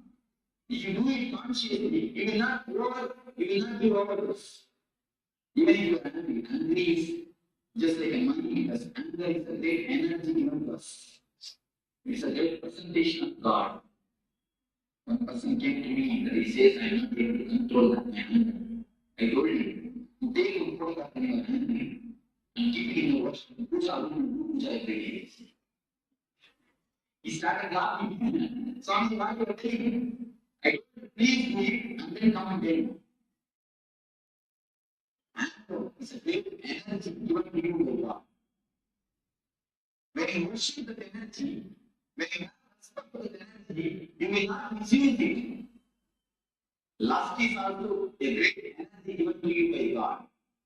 Kama is a great Shakti given to you by God, which can produce another life, but you are misusing it, dissipating it, because you don't have respect on the energy. You never misuse the money. You never let it because you have respect on money. But you won't take anger. If you have done for 5 rupees job, you give only 5 rupees. But if you have done the 5 rupees only a mistake, you pay 50 rupees anger. If you are conscious at that moment, you will pay only 5 rupees. If you are paying the 5 rupees anger, you will never feel guilty and assure you, I promise you. Because you pay, you never pay, you come and feel guilty. To compensate the work you feel guilty. If you pay properly, how much mistake you have done? You just pay that much anger. I don't say don't pay anger. You have to pay anger. You pay money. How to pay anger? Pay angry. Be angry. Only that much. If you are conscious, you can meditate it. Yes. In all the people, it also. You see, all of it is very good, very angry. And worship really, you will feel the tremendous respect towards anger. You will not face it. Afterwards, the devotee came and really told me, Swami, I am not going to be angry. Because it's not respecting the anger. Once you respect the energy, you will never taste it. We never feel that anger is an energy. When you get angry, just see what happens. A new type of energy goes on. Your eyes are getting red, and blood starts flowing more, and bleeding faster. See the difference? See the energy difference? Because we always fight with the energy. If we don't fight with the energy, if we know how to use it consciously, we will never have that. There is no need that other person should know. You can show that out of the result. You can, what you are asking is, if I don't show enough result, out of the result, enough impact, enough punch, he will not respect me next time. That's what you are asking. You can give a punch, there is nothing wrong. But see that you are not disturbed. That is what I mean by the consciously angry. If you are angry consciously, you will be disturbing enough. You will give me a right, but you will not be that disturbed. Be very clear. This is the situation. I handle the situation this much only. Don't allow the situation to work control you. You control the situation. And be handle. What has to be done? Logically, clearly, do it. Do it perfectly. Then afterwards, don't feel guilty. If you are done it consciously, you will not feel guilty. Yes, right word. Now, reduces the right word. Same day, knowledge about lust reduces the lust. Because both are one and the same. Both emotions are two sides of the same coin. If it is allowed, it is called lust, karma. If it is stopped, if some obstruction comes, then it turns as anger. If somebody doesn't allow to have what you want, then immediately it is not, it transforms. It becomes anger. So both emotions are the two sides of the same coin. So how to open this chakra is just drop all the imaginations which you have. Don't expect anything. Then in your house, you will see two persons only living. Accept the person. Please. There are few people come to me and tell, Swamiji, I love my wife very much. That is why I try to convert her. I make her. I want her. Am I right? Many people will tell me. And you are the thing. Because I love you, that is why I force you to do what I want. Is to answer them. You don't love your wife. You love the image which you have of yourself. And try to use that image on her. You will not, if she acts according to your image. If she doesn't, you won't be loving her. So your love is not towards her. Your love is towards the image. That's the real truth. Your love is towards the image. How she should be. That is why you force her to be as you want. So, when you drop these imaginations, the Muladhara Chakra energy will be awakened with one key. As a byproduct, we are also looking at great Chakra. All of us are almost ready to take good Chakra. Are also going to become good Chakras. Am I right? Are also become really good Chakras. Actually,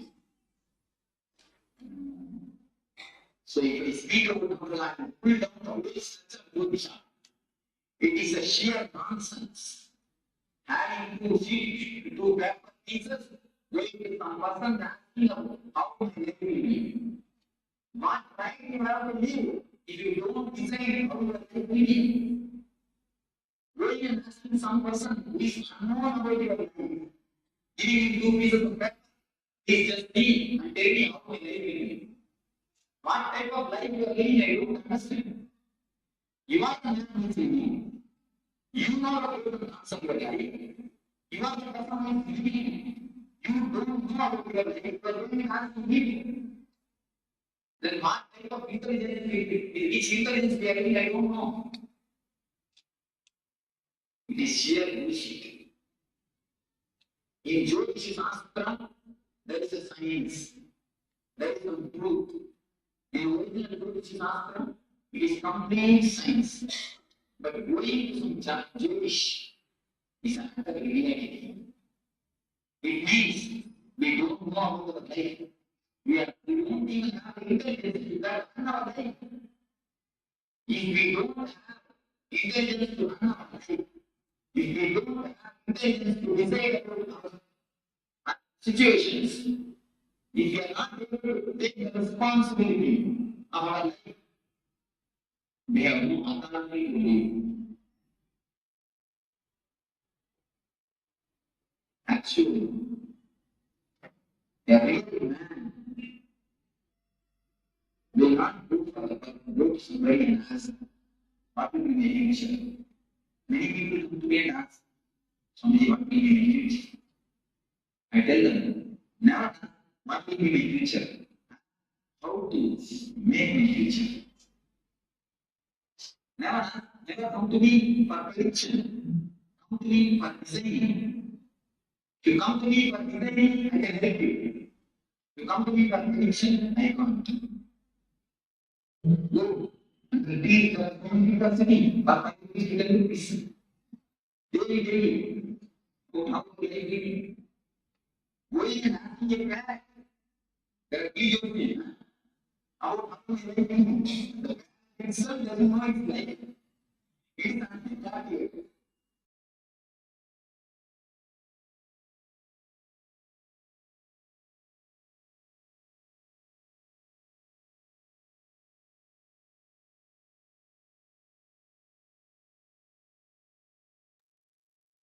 Yes, welcome back from those wonderful revelations by the Supreme Pontiff of Hinduism on the Muladhara chakra. So as we have introduced you to the chakras, today we will be going through all the chakras one by one, starting with the root chakra, which we have just been through. So we have had the introduction, we had the Muladhara chakra. Now we will be moving into the internalization exercise for the Muladhara chakra. So we will be looking at aligning the inner and outer images that we have. So we have gone through the inner and outer images, requesting everyone to gather a sheet of paper, so a notepad and a pen, and just draw a line right down the middle of the page and make two columns. So we'll make two columns on the page. On one side, we will have our inner image, and the other side, we will write outer image. So requesting everyone, please go ahead and do that. So create on a fresh piece of paper with a pen, make two columns. So just write, just put a line straight down the middle of the page. And on the left side, write at the top inner image. On the right side, write at the top outer image. So please go ahead and do this.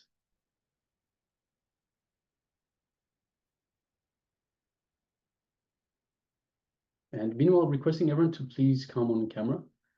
We welcome Ma Agora Swarupini, Nithyananda Ma, welcome, good to have you with us. Yeah, and we Nithyananda. also have one more participant, unfortunately cannot read the name, but yes, welcome, everyone is welcome, good to have you with us. This is the second day of Glimpses of Paramashivoham. Requesting everyone to please come on camera for the exercise and for the program itself.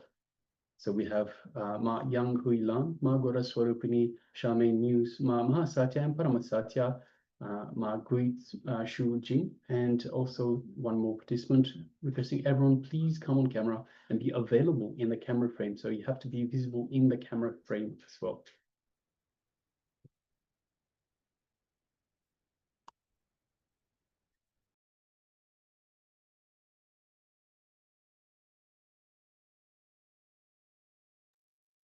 So once again, make two columns on your workbook, in your workbook, on your piece of paper. And on the left-hand side, we'll have inner image, and on the right-hand side, the outer image. Now, in the first column, so once you have done that, in the first column, make a list of your top 10 inner images. So these are the beliefs that you have about yourself. So whatever beliefs you have about yourself. So be honest, be sincere with yourself. This is for you. This is not, please don't try to avoid things. Don't be nice to yourself. You have to be ferocious with yourself. You have to understand this is for your own good. We aren't seeing this. This is only for you. So please, in the first column, make your top 10 images of yourself. So what beliefs you have about yourself. So whether it is, no matter what it is, so whether it is, I am weak, or I am unlucky, or perhaps I am friendly, I am fantastic, whatever belief you have about yourself, please write it down. So your top 10 inner images, inner beliefs about your own self. And in the second column, we will write the corresponding outer image. So the outer image is the image that you project to others. So corresponding, whenever you have an inner image, for example, I am weak, your outer image will perhaps be trying to overcome this and show to the world that you are strong. Project to the world, I am strong. Perhaps if you are unlucky, if you believe yourself to be unlucky, then you might try to project yourself as being lucky. I am lucky. So like this, anything that you have an inner belief, write the corresponding, an inner image, write the corresponding outer image for those beliefs. So please, let's go ahead and do this. We'll take a few minutes to do this. We'll display the image, the work for you in the chat. Sorry, on the screen. So let's continue. Let's go ahead.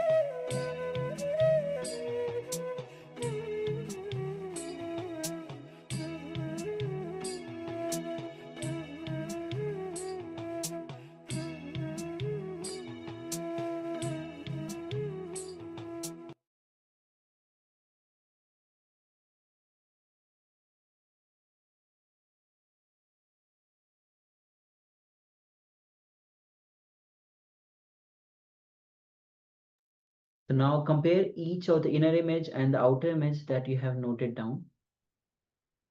And once you have compared, wherever there is a conflict with the inner image or the outer image, start tuning your inner image and outer image. Means what you perceive as you and what you project as you to others, by choosing always the higher idea. For example, whatever your outer image is, whenever your outer image is higher than your inner image, decide to tune your inner image and decide to tune to your outer image. Don't reduce what you project yourself to be for others, but increase what you perceive yourself to be for you. So let's enter into these steps as you compare the inner image and the outer image and start to tune your inner image and outer image to the higher idea. Let's begin.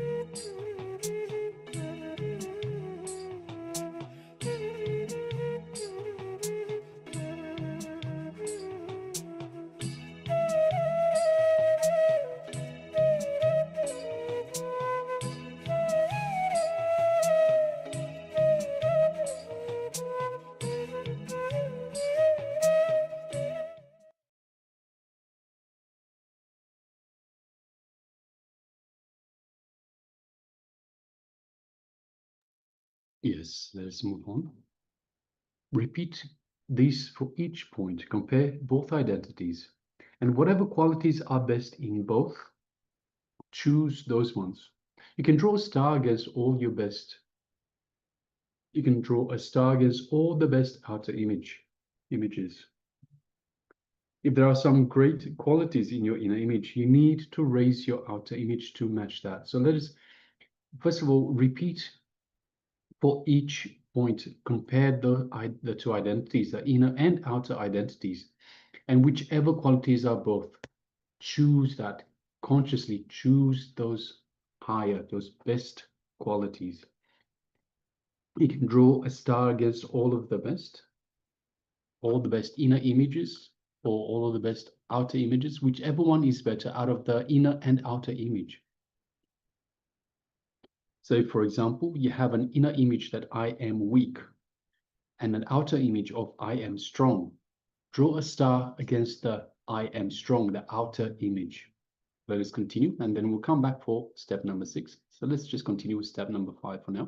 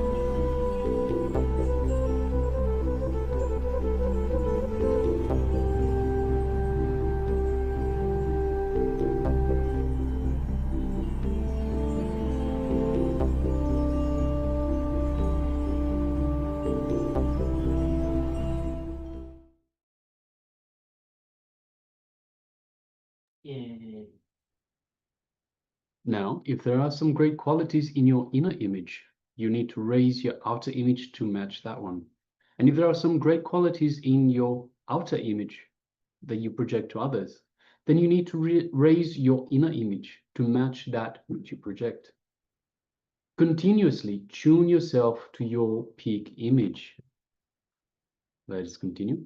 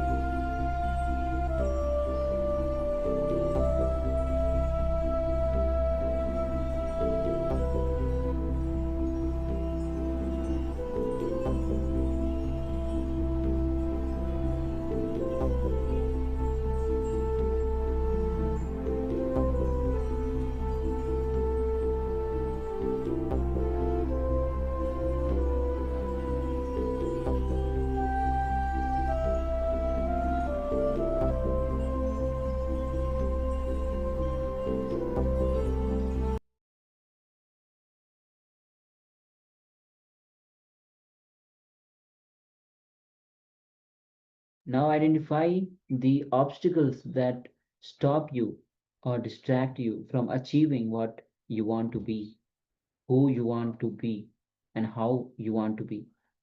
One of the biggest obstacles for most people is self-doubt, which is a negative thought pattern that happens because of the memory of past failures. So let's enter into the step where you identify the obstacles that stop you or distract you from achieving what you want to be, who you want to be, and how you want to be. Let's continue.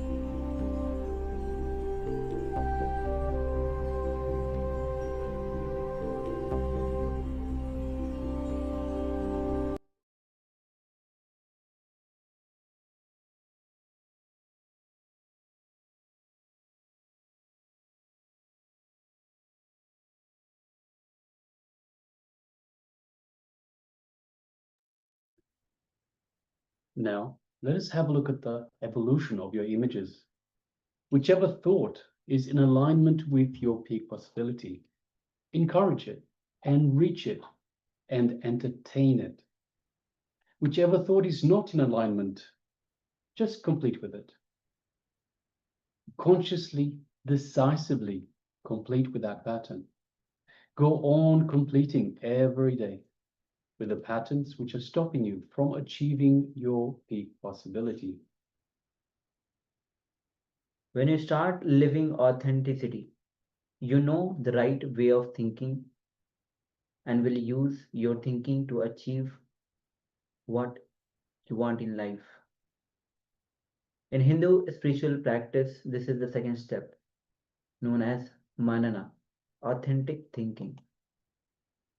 When we are authentic to the current image we have about ourselves, a new, higher image is revealed to us.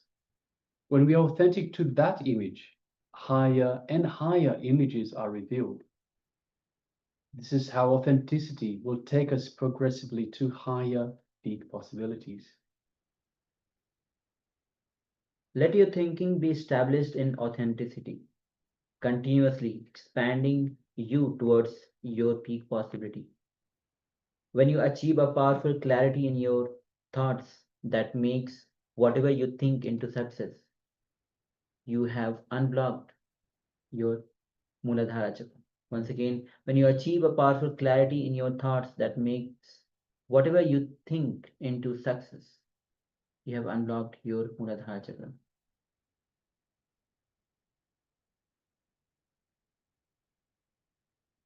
Yes, so powerful activity there for the Muladhara Chakra to unblock the Muladhara Chakra. Now, if you have any questions about what we have covered so far, so we have had an introduction on the chakras.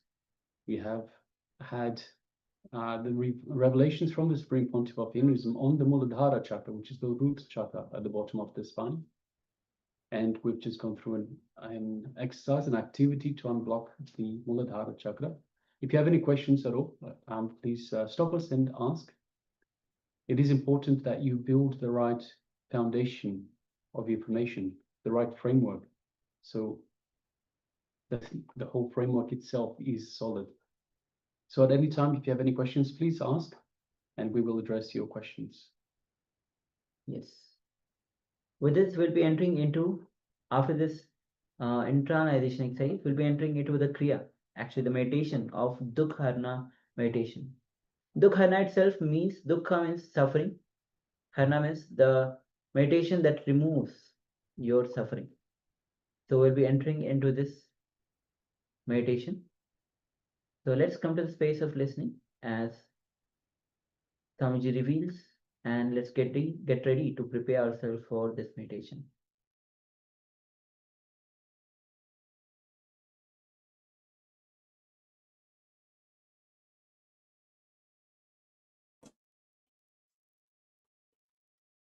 So this meditation is called Duhka. This is based from Tantra, from Nithyananda. This meditation is designed. This is especially designed by modern man to throw out his mind, throw out his subconscious, throw out his reptile things. It is a 30 minutes meditation. First 10 minutes, it is a 3-part 30 minutes meditation. We cannot call it a meditation, we can call it a meditation technique. Even the word meditation is somehow associated with seriousness. When you listen to the word meditation, many people are like, am I right? Many people are like, just by listening to the word meditation. If you ask them the Brahma, the Sunday, they are telling 11 times, 11 days, they will do it happy. They will even bring some, they will some milk and go on the Sunday. They will not receiving it. They will be happy to do outer things. But inner things, why? Look deep. The wonder of Marx is there. The wonder of Marx gets over, what will happen?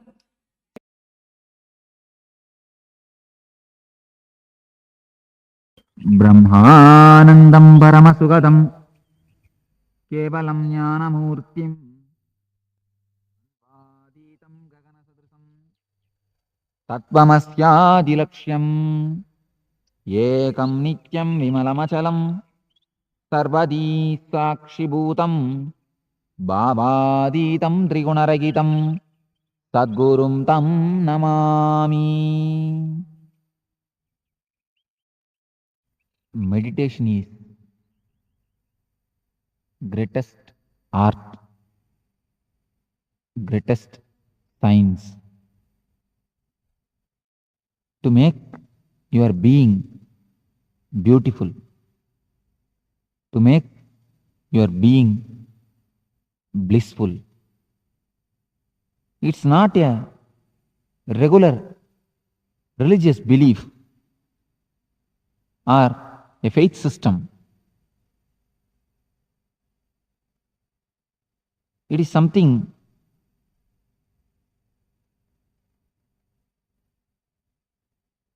which can directly touch your life, transform your being,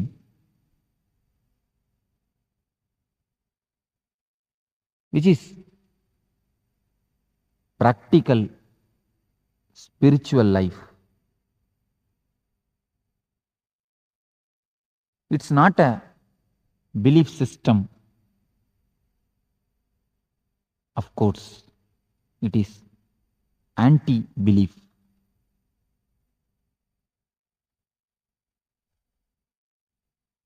It will make you not to believe anything or anybody. You will be completely independent and individual. As it has become a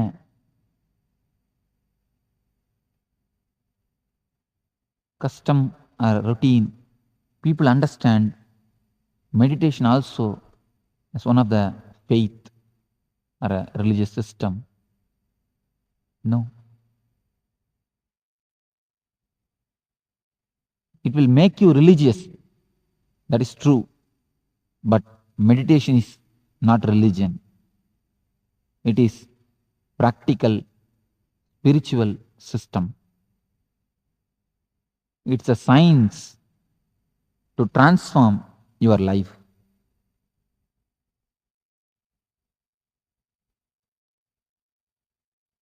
What is meditation?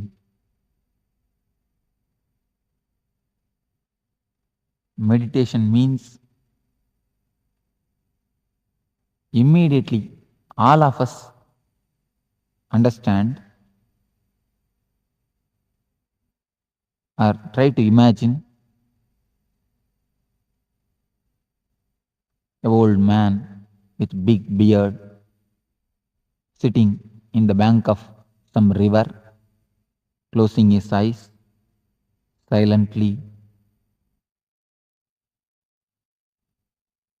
trying to hum small mantras.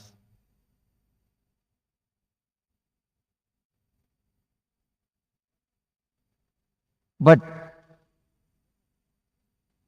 that was ancient methods, techniques.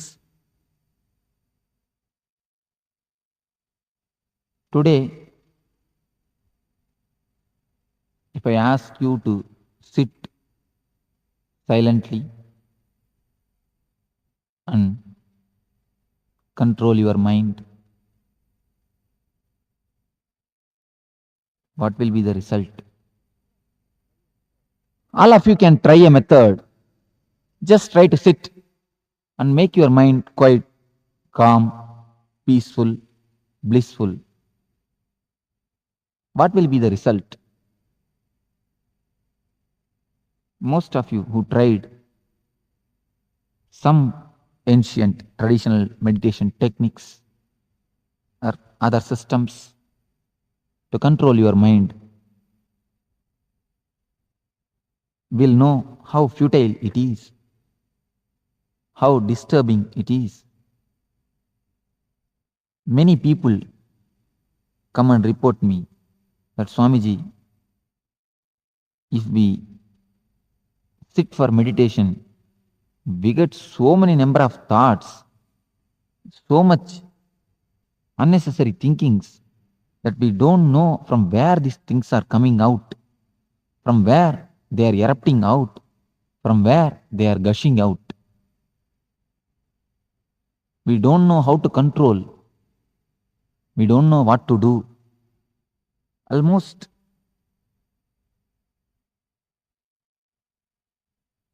we are mad. We feel that we are mad. There is a small story. Once a man want to meditate, went and asked a guru, please give me some mantra that I want to meditate.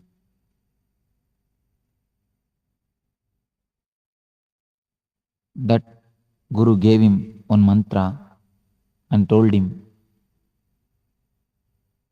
you will achieve your desires by meditating with this mantra, but only one condition, you are not supposed to remember monkey when you start meditating.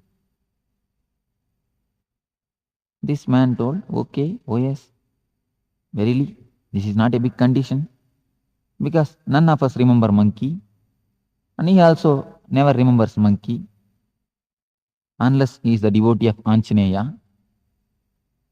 He is not a devotee, and he never remembers also.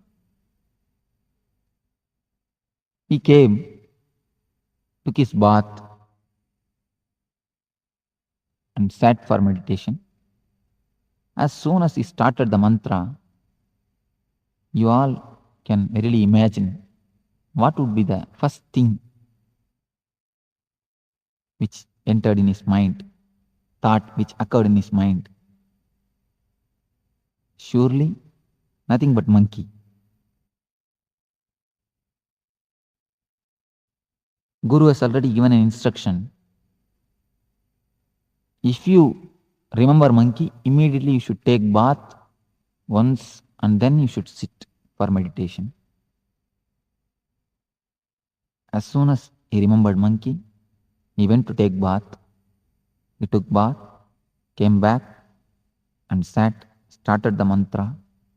Immediately, before his Ishta Devata, he remembered what he is not supposed to remember. Monkey.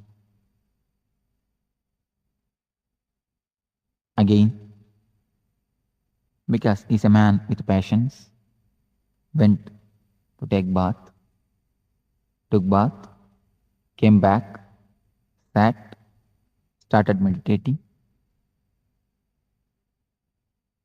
As fate would have it, again he remembered monkey. This happened some 10 times. 10th time he is going to take bath. Even at that time, in the bathroom itself,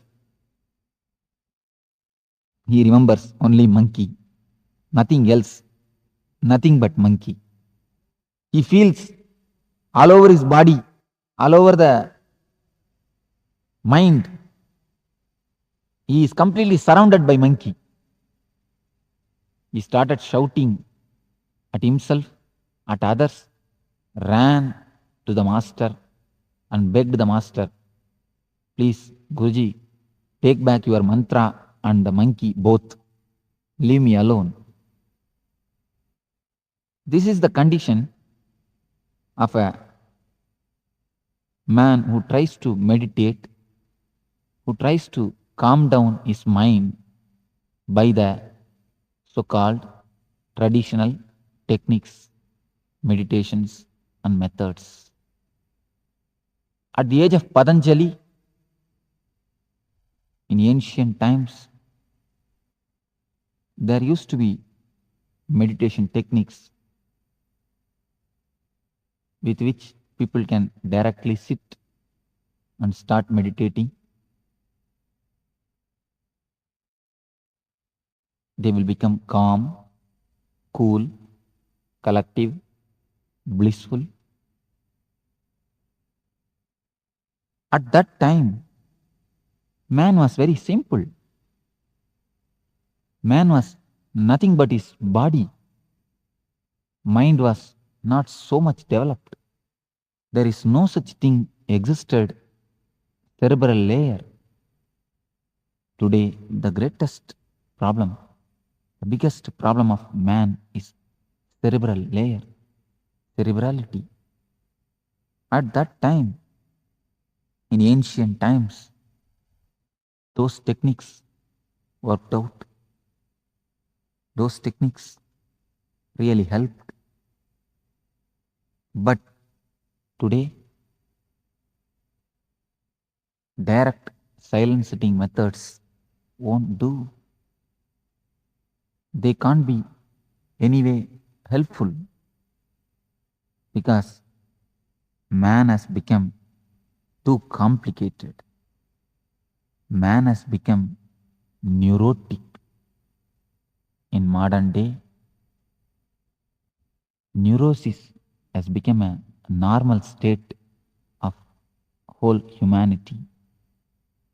Along with the growth of science and consumeristic society, almost all of us are in the condition of neurosis, neurotic. So, the ancient techniques, the old techniques, which are designed at the age of bullock cart, is not going to help us, as the bullock cart is outdated. The bullock cart age techniques are also outdated. Today,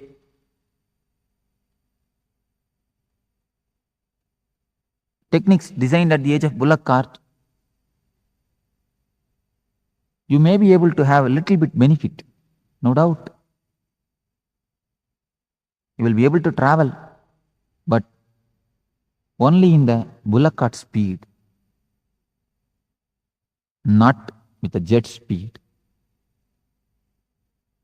But today is jet age. So modern day masters, modern day mystics have designed techniques with which you can travel in a jet speed in your inner space, inner sky, where you can fly yourself from alone to alone. Here is a technique which is called Duhka Harana, to make you flower, to make bliss, ananda to flower in you, to transform your being. This technique will help you really to meditate, throwing out your cerebral layer. Let us see what is cerebral layer. Complication in the mind which is created by medias is cerebral layer. Continuously you are bombarded by medias, TV, radio, advertisement boards, hoardings, newspaper, many consumeristic ideas, consumer products are injected in your being. You are hypnotized, you are continuously mesmerized. For example, wherever you turn, a certain product is advertised. Lux is best soap. In book, you read the same thing. In paper, you read the same thing. In TV, you see the same thing. In radio, you hear the same thing. In hoardings also, you see the same thing. Then naturally when you go to shop in a half sleep state, you ask, give me lakhs. Just like that, whole your being is completely filled with the cerebral ideas, with the imaginary livings, with a lot of imaginations.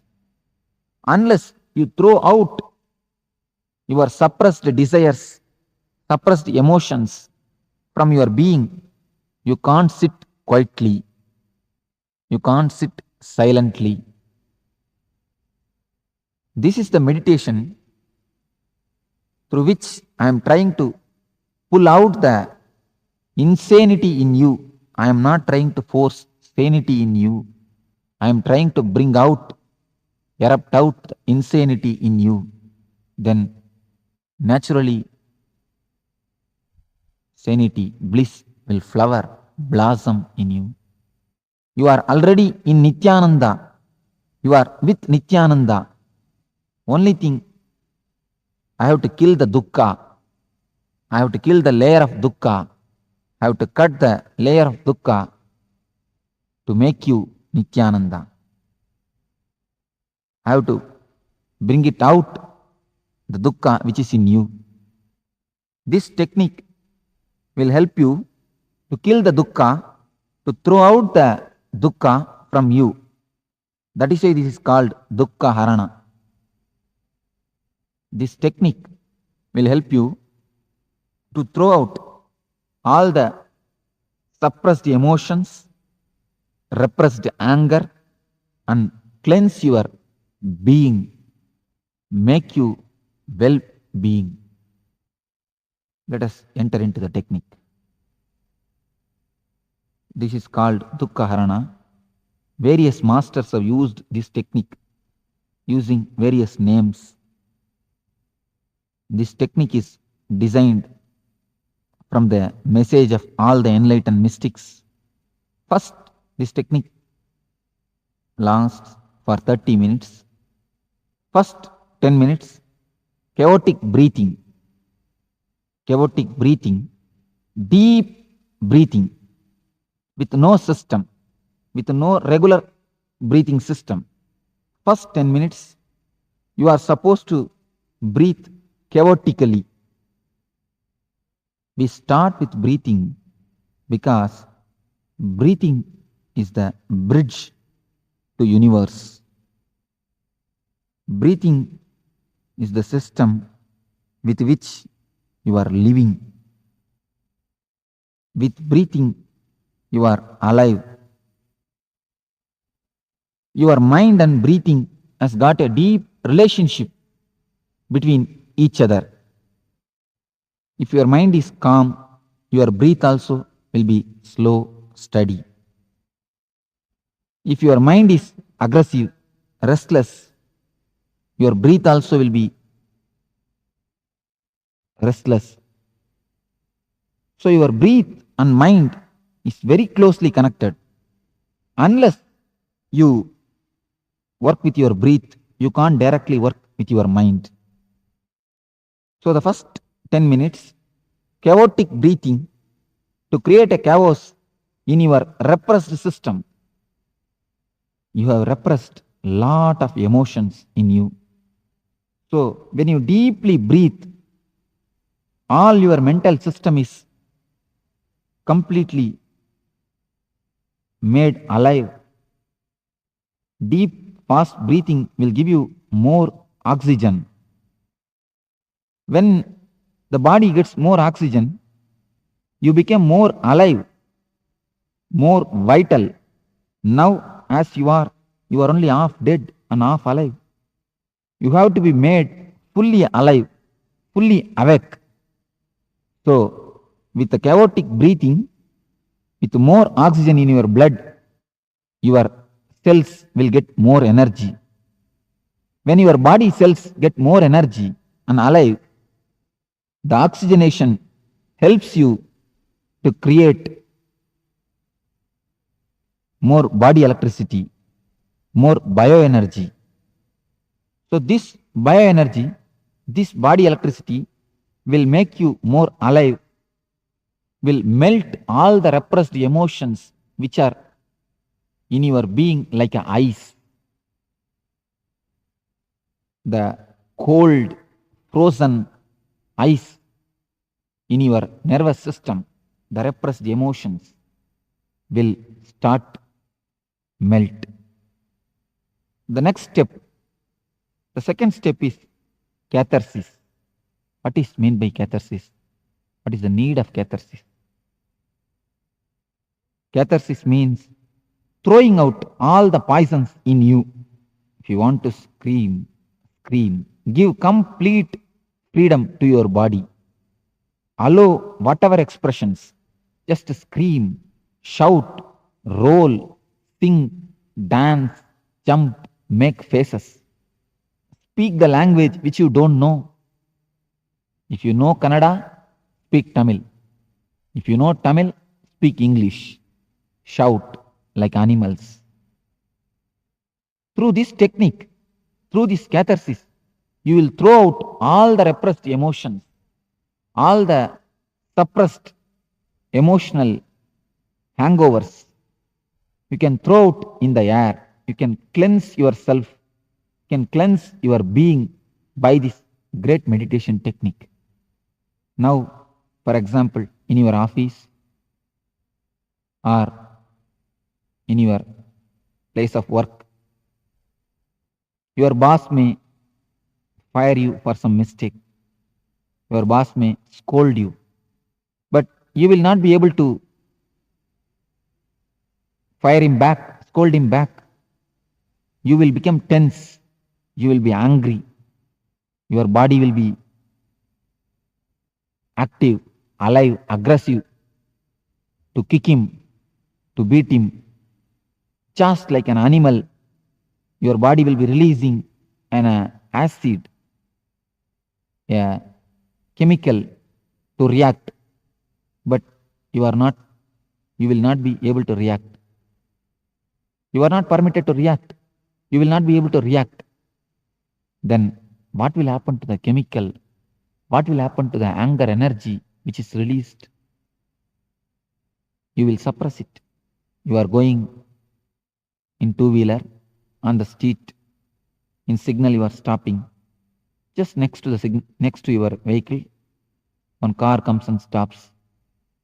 As soon as you see the car, you will have one thought, a desire to possess it. You may repress it afterwards, but naturally a desire to possess it.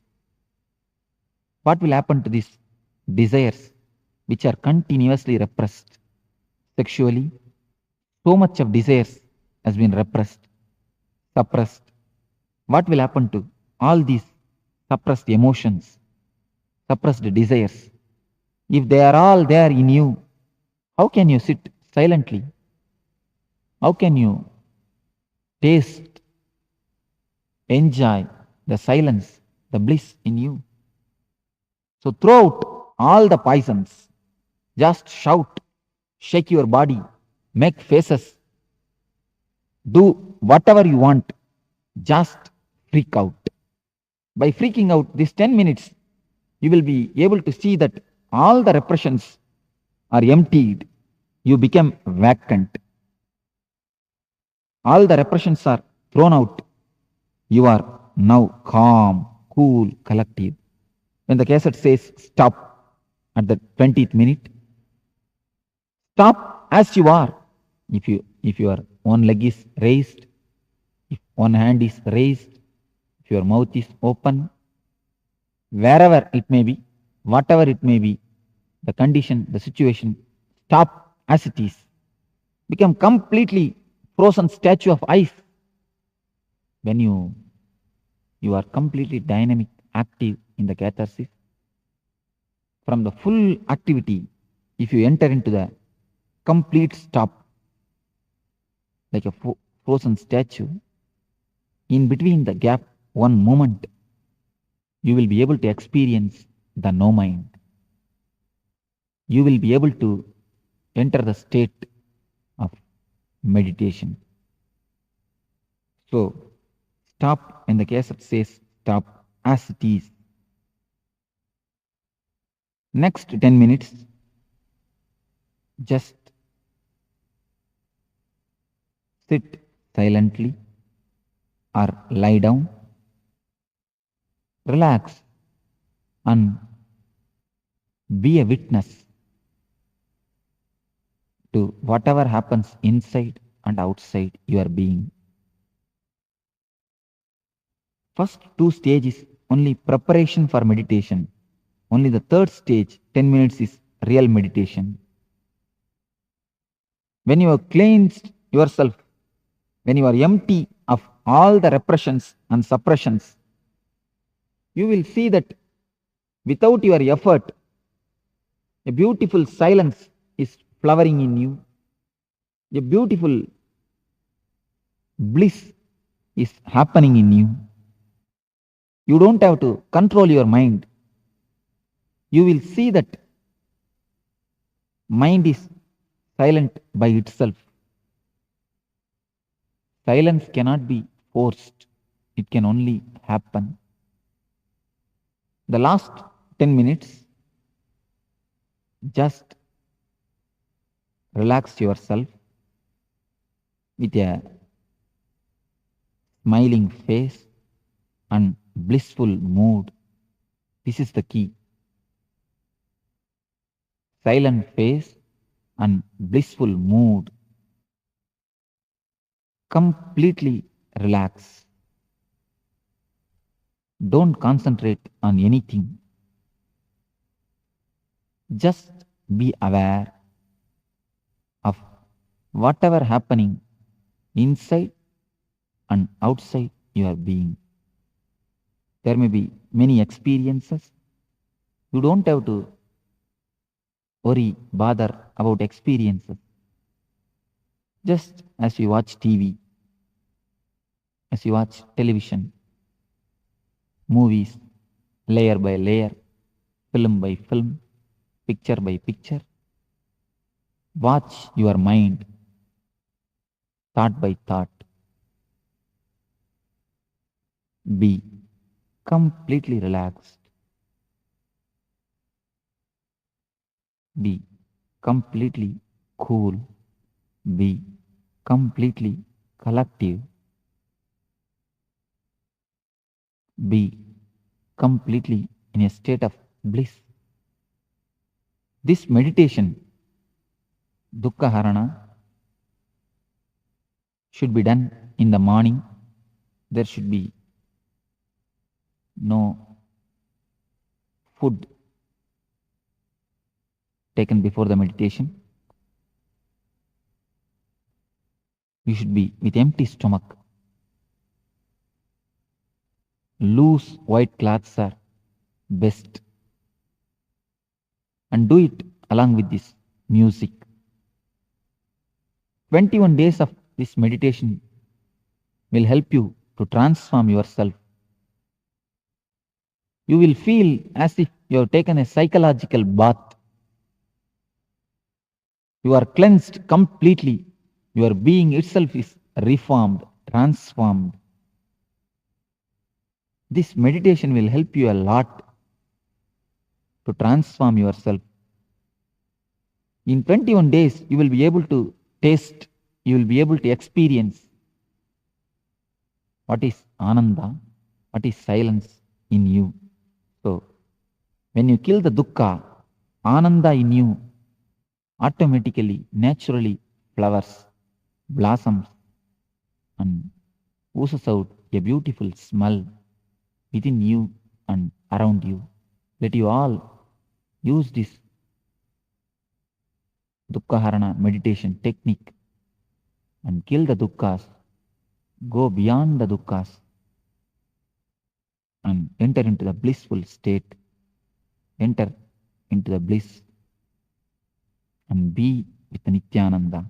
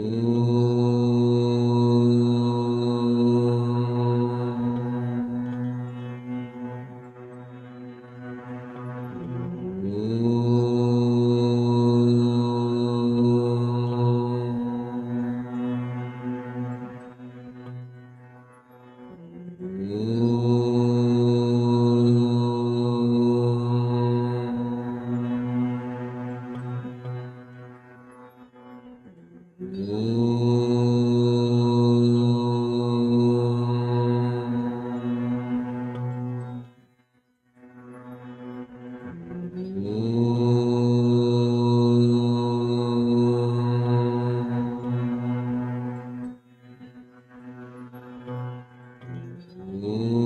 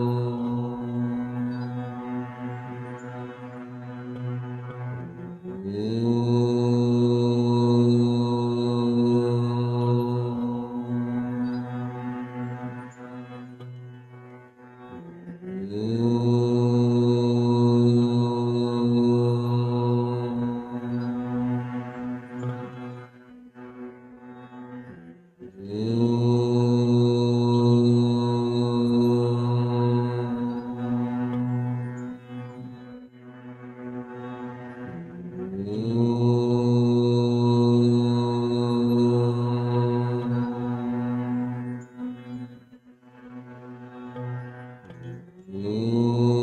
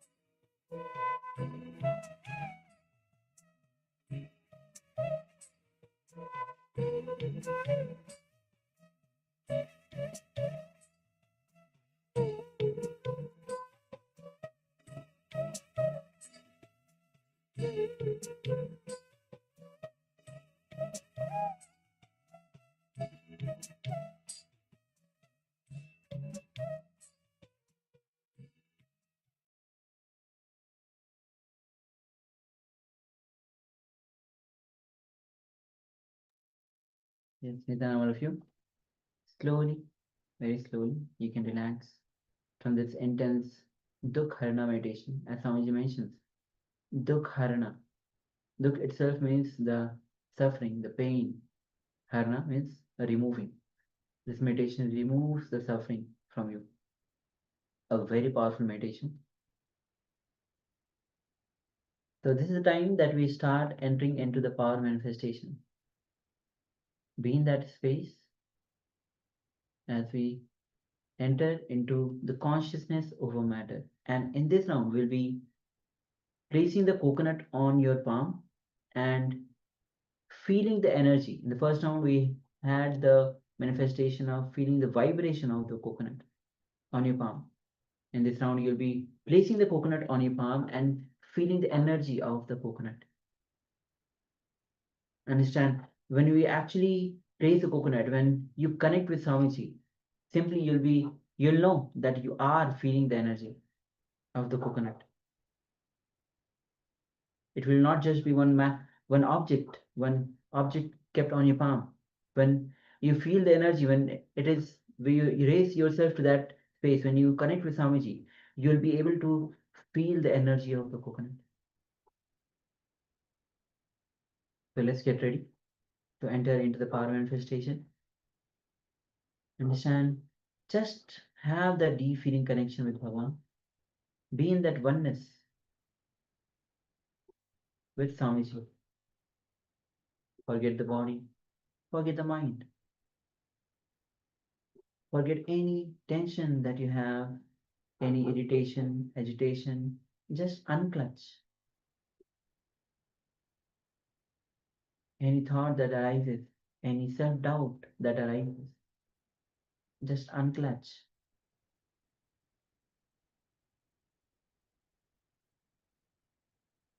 Keep on unclutching.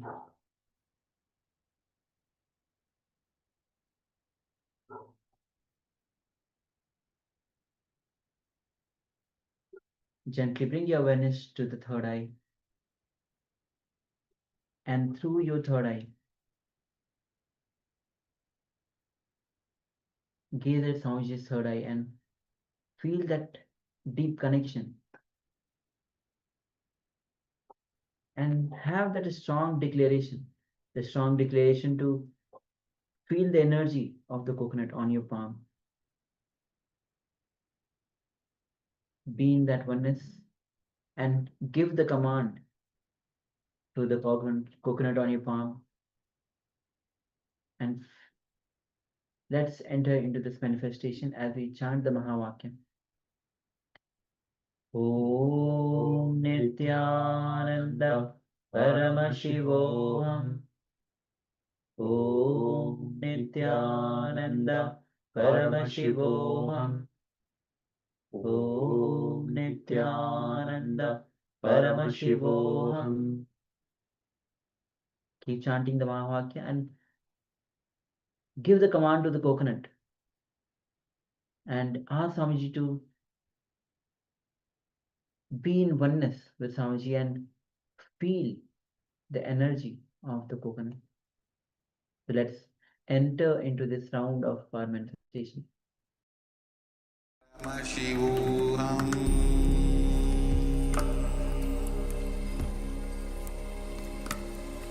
Om Nithyananda Paramashivoham.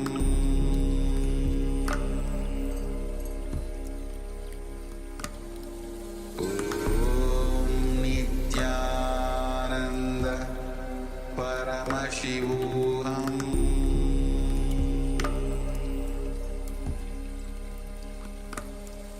Om Nithyananda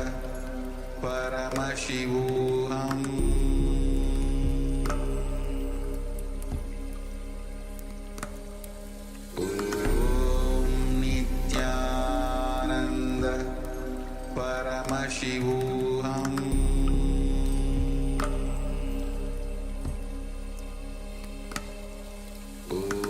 Om Nithyananda Paramashivoham.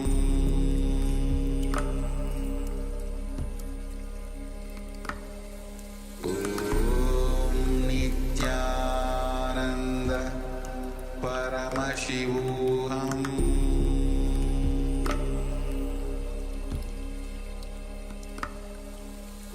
Om Nithyananda Paramashivoham.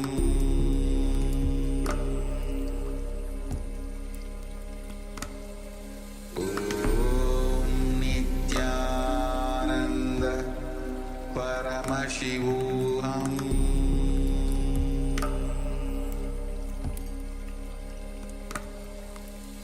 Om Nithyananda Paramashivoham.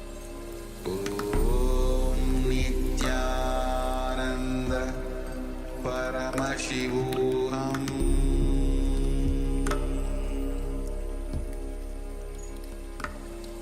Om Nithyananda Paramashivoham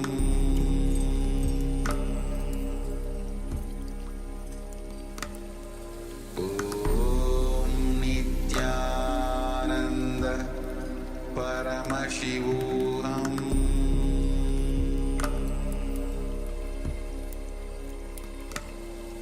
Om Nithyananda Paramashivoham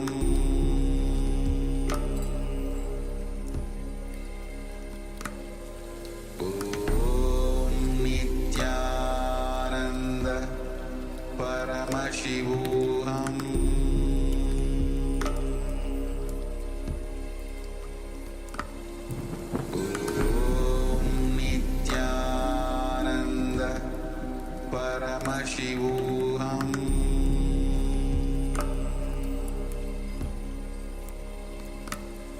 Om Nithyananda Paramashivoham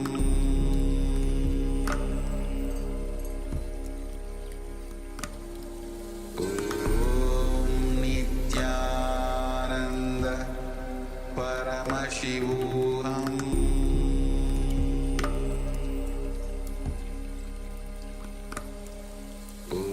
Om Nithyananda Paramashivoham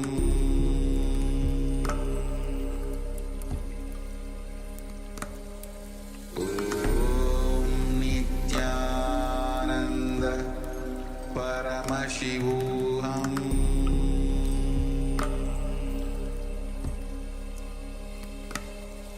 Om Nithyananda Paramashivoham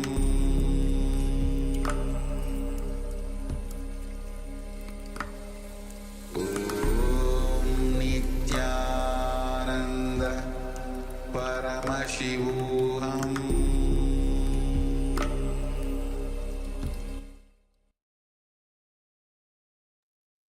Yes, welcome back. You can relax now.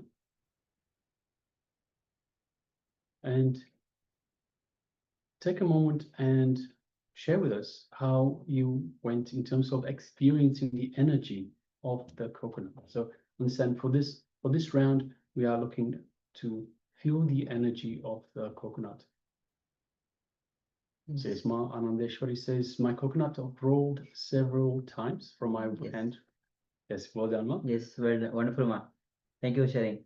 And if you could also just feel for the energy of the coconut, Ma. And so have a look at the coconut. See if you can feel the energy of the coconut. Yes, thank you, Ma.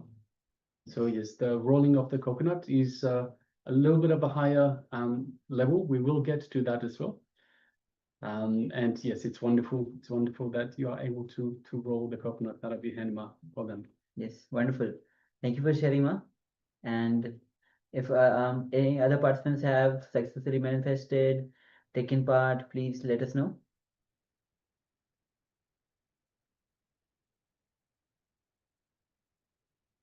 Meanwhile, let's get ready to enter into the next chakra. So Swamiji revealed on the Muladhara chakra.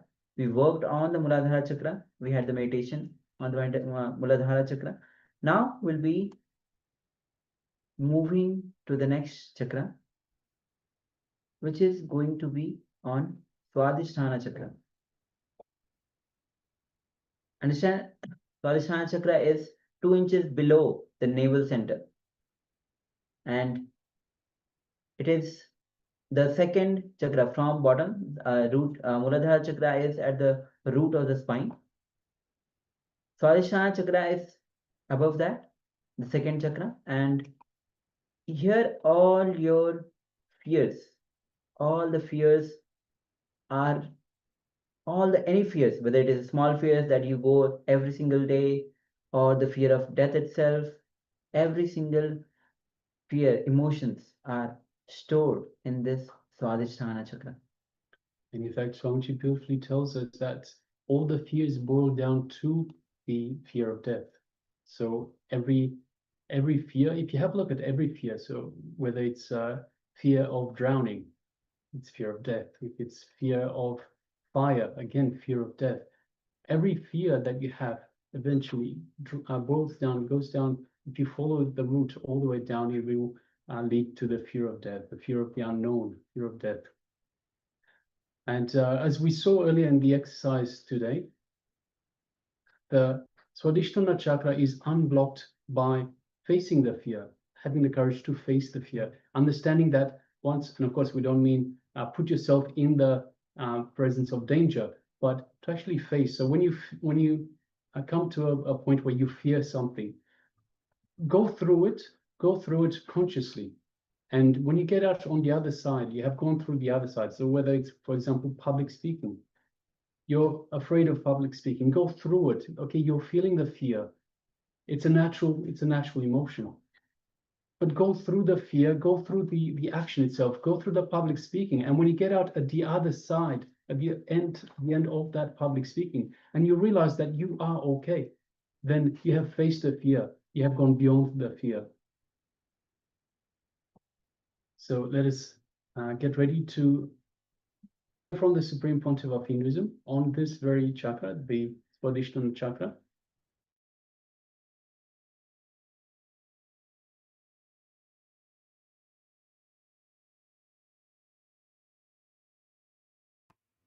Have you heard of the word fear stroke?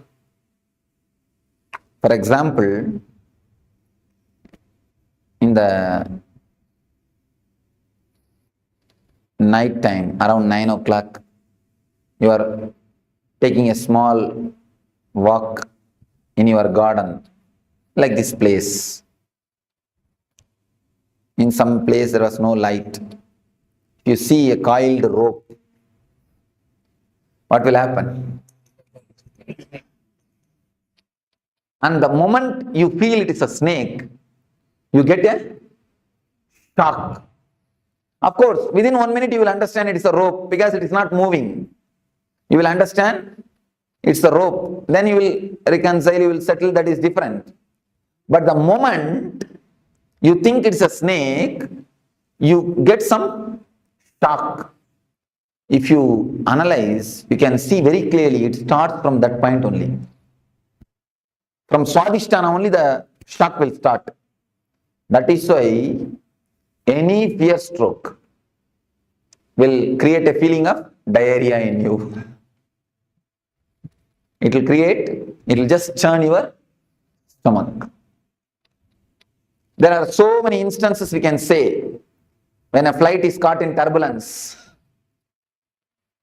You get the fear stroke. When the lift stops in between, you get the fear stroke. Many more instances you can tell. Come up with some more instances from your life. When cell phone rings in midnight, 12 o'clock. Brake failure. See, mind, because of long time thinking, it gets its own intelligence to survive.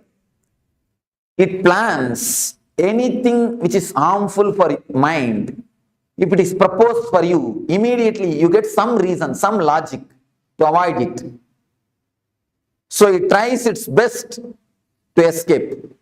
That is why many people, I have seen many people, especially in the West, in the East people are not afraid, many people in the West, the moment they see me, they tell me, Swamiji, when I saw you, I felt so joyful, so pleasant. But from inside my being, from some corner, a terrible fear attacked me.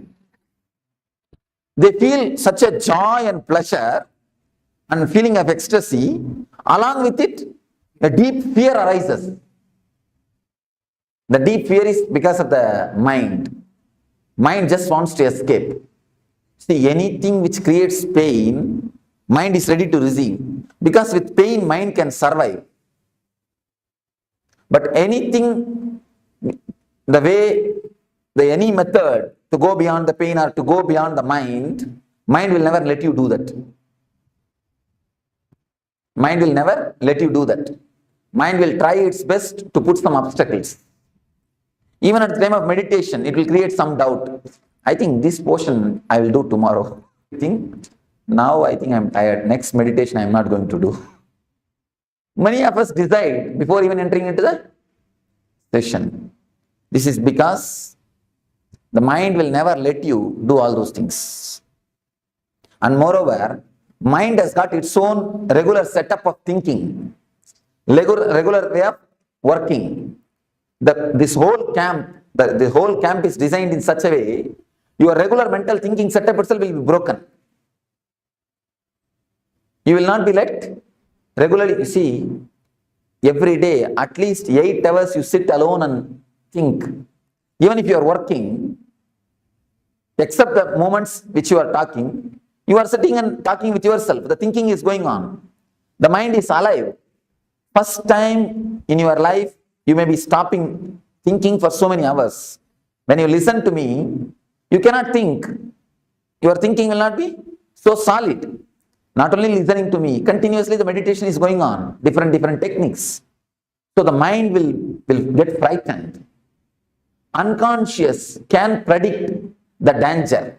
Unconscious has got a intelligence or intuition to predict the danger.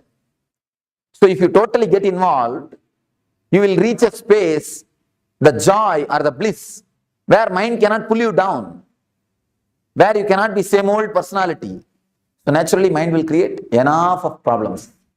I have seen many people coming and telling me, Swamiji, I don't have time at all for meditation. What I don't know what word to use. Simply cheating themselves. You see, if you say, I can't give so much of preference to meditation, that is okay. But how can you say, I don't have time? Because everybody has got only 24 hours. It is your priorities. For what you want to give priority. For money, if you want to give priority for money, you spend all your time in working. If you want to give priority to the family relationships, you are just continuously around them. You take them out, you spend time with them, you sit and chat with them like this. For what you want to give priority? Only for that, you work. So if you really want to give priority for your life, for your joys, for your bliss, for the real energy, naturally you will find time for meditation. So if you say, I don't find time for meditation, it means two things. Either you have not understood the importance of meditation, or you don't feel like giving priority to the meditation. Any moment of fear stroke in your life?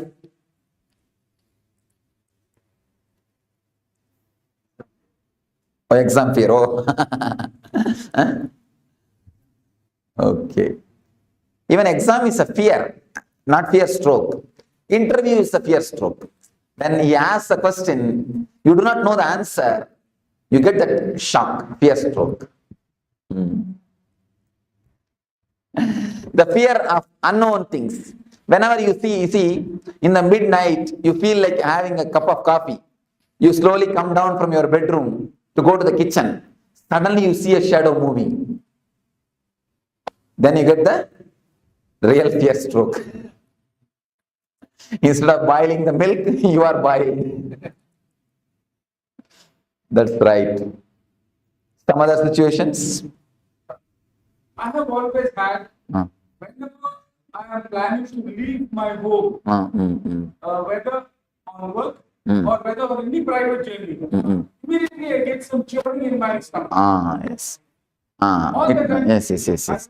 It means in the young age, when you leave the house, mother will warn, hey, be careful, come back properly, don't go here, don't go there. The mother's train, that gets recorded. Actually, the kids' Swadhisthana is very simple, very relaxed, sensitive Swadhisthana. We actually inform, we put lot of inputs, so that gets recorded. That becomes a solid thing. Now, that's why in the young age, I've seen in some houses, they make the kids to sit on the dining table. If they do some mistake, if they do something wrong, if they are too naughty, They make them sit on the dining table. That only creates the height phobia. The height phobia is created if you punish the child, making them sit on the heights. So naturally they get that fear. The fear is recorded inside the Swadhisthana. So that only creates the height phobia. For every phobia, these things are only reasons. So at least with your child, please don't create. With your children, please don't create the phobias or deep fears. Never let them, don't give all these nonsensical inputs. I have seen many parents doing it. See, you may catch cold if you move in the rain. Never think children also will do the same thing. Children have got their own strong immune system. It is you who teach them. Don't go in the rain, you will catch cold. Don't go here, don't go there. This will happen, that will happen. Don't eat ice cream. All these things are your teachings. By teaching all these things, you make them dull. Once they have become dull, buffalo, then we feel comfortable. Yes, we have created our we have reproduced. Or we created replicas. Never create this type of strong imprints, samskaras in the kid's mind.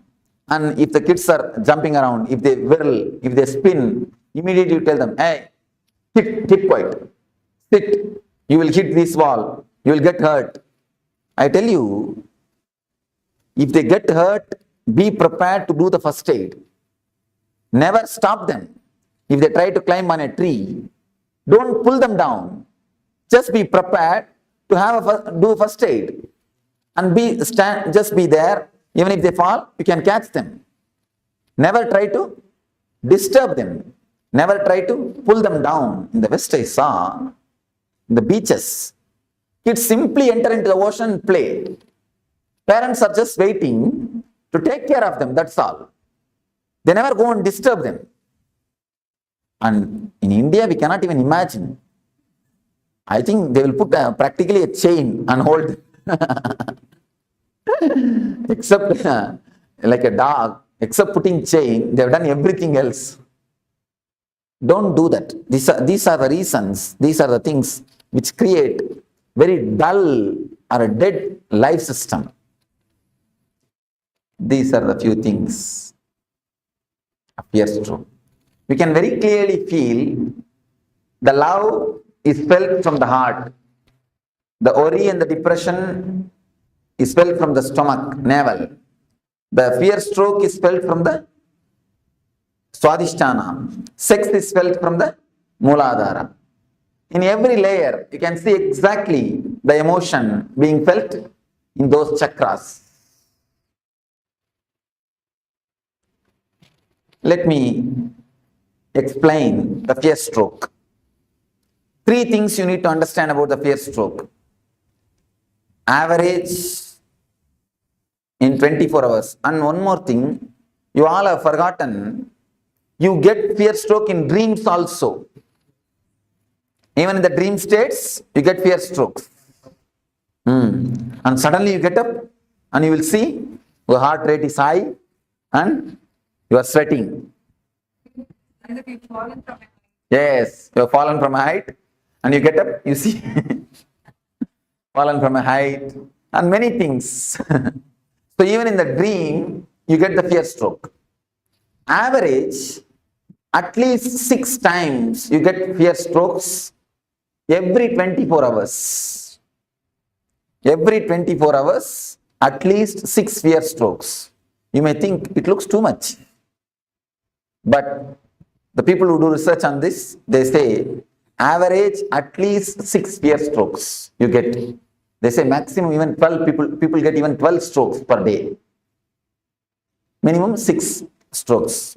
One thing you need to understand, fear stroke is just like shaking a rose plant. There's a rose plant. Every day, 6 times if you shake the root of the rose plant, what will happen? Plant will die and the whole flowers will wither out. Just like that only, The same effect happens on you. Fear stroke does the same effect on you. Your whole nervous system is just shaken for one moment. See, after 2 minutes you understand it is a rope, it is not a snake, by torch, or because it is not moving, you understand. You settle down, that is different. But the moment you get the shock, that's like almost like electric shock, and especially the strong fear strokes, you can feel almost like electric shock only. Your whole body is just shaken. The fear strokes shakes your whole nervous system. First thing, at least 6 fear strokes you get in 24 hours. Second thing, it damages tremendously your immune system. Your immune system is just shaken. Third thing, your lifespan is reduced due to fear stroke. Never think you are afraid of death. You die because you are afraid. We always think we are afraid of death, but understand now, scientists are proving you die because of death, of fear. Your fear brings the death more closer.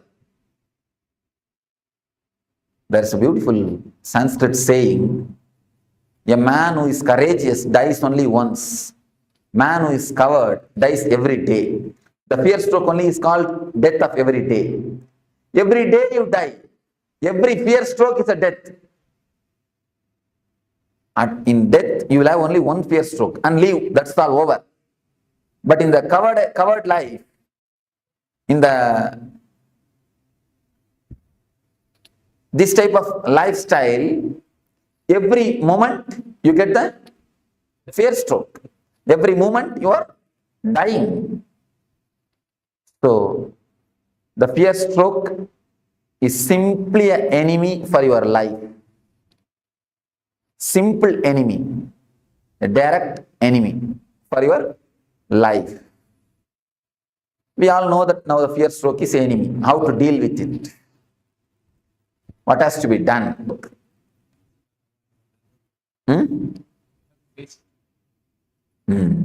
Yes, said beautifully. We have to face it. There is a Upanishad called Kathopanishad in Vedanta, which deals on the death fear. There is a beautiful idea. You need to face the fear. You need to face the fear. What is exactly fear? Let us analyze. What is your subjective feeling of fear? Let us reduce everything to words. Don't say, I cannot explain, I cannot express.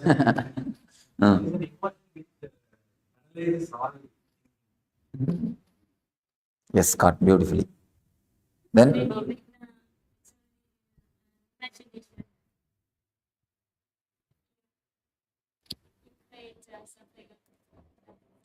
Even the word imagination is not right, ma. You see, he gave a beautiful subjective experience, subjective expression. A special kind of chemicals or hormones are released in your system, which when the feeling is created, you just don't want to live inside your body. You want to jump out. You just don't want to be in that space. In a nutshell form, I will present it to you. Something happens in your system is not ready to put up with it. You just want to escape from that space. You just want to jump out of your skin. Some uneasy feeling is the tremendous uneasy feeling is created inside your system. That is what we call, see, raising the heartbeat or raising the pulse, raising the BP, all side effect. Basically, an uneasy feeling is created which is not letting you to stay in your body comfortably, which is not letting you to stay in your space comfortably. That is what is fear. What is the exact way to face it? Upanishad says, create the same space consciously and face it. When you create the same space, same hormonal changes, same BP, same heartbeat rate and same pulse rate, same uneasiness, create them consciously and face them. Once you create them consciously and face them, your consciousness gets a deep strength. Even if it happens unconsciously, you will be ready, you will not lose your balance. It's like if you had a deep foundation, even a flood cannot take away your building. If your foundation is not deep, if you have that type of foundation, even a small fear stroke can imbalance you, can put you off. If you have a deep foundation, if you have worked on your fears, if you have a deepest consciousness, even the unconscious strokes can never touch you. Even the unconscious strokes can never touch you. Swadhisthana is the master of paralysis. If this chakra is strong, you will never have the paralysis attack. If this chakra is weak, there is every chance of getting paralysis attack. Paralysis stroke is nothing but the side effect or byproduct of fear stroke. So, the way in which you can overcome the fear stroke is create the same fears consciously. When you create consciously, the same hormonal changes are happening in you, same pulse rate, same BP, same uneasiness, but you are steady facing them. It's like you are the center of a cyclone. A big cyclone is happening around you, but the center is always calm and relaxed. Even in the tornadoes, any of you have seen the tornado clippings? Even in the center of the tornado, there will be a space where a total silence exists. Total silence is existing. So, if you create a conscious tornado in you, your awareness will be a center. Once you face the fears, once you go to the deepest layers of your fears, then even if the adrenaline release happens, even if the same sufferings are pressurizing you, even if the same heartbeat increasing or the same BP level, same pulse rate, even if the same thing happens, you will not lose your balance. You will not be imbalanced. Please understand. Any of you, if you don't understand this concept, this idea, you are welcome to question me. Because based on this idea only the whole meditation is going to happen. How much you understand this idea, that much only you will be able to meditate. If you have any question, please crisscross me. Innumerable situations where stroke can strike. That Marxism made so many situations like that. You put a right question. All the innumerable situations can be brought under 4 classifications. You have the 4 layers of fear. It's fear of losing some part of your body in accident or through some fatal disease like cancer, all those things. This is a second layer of fear. The third layer of fear is fear of losing your near and dear ones, your loved ones. Fear of losing them or losing love from them. Losing them physically or losing love from them. This is a third layer of fear. The fourth is fear of the unknown, fear of your own death or fear of God, fear of the ghost, fear of unknown. It's the fourth layer. These are the 4 major layers of fear. If you think there is some more fears than these 4 layers, you can tell me. If we work just on these 4 layers, that is more than enough to reduce the quality and quantity of fear strokes. Any other layers, any other fears? Somebody asked me, in America, just like this I was telling, somebody asked me, Swamiji, I am afraid of marrying. Under what layer the fear of marriage comes? What is the layer under which the marriage comes? I told them, marriage comes under all the 4 layers. First thing is the fear of losing the status. A small story. Once in the forest, marriage between lion and lioness was happening. Because the marriage was lion's marriage, the whole forest gathered for celebration. Monkey is playing some instrument and fox is playing some instrument. Everybody is playing some instrument and celebrating. Big celebration is going on. Suddenly, a rat jumped in the stage. The center of the stage, it started dancing. The rat started dancing. One lion came and caught the rat and told, hey, it's a lion's marriage. What courage you will have to come and dance here? Fool, who are you to come and dance here? Go outside. Get out. Immediately the rat said, no. Before marriage, I was also lion only.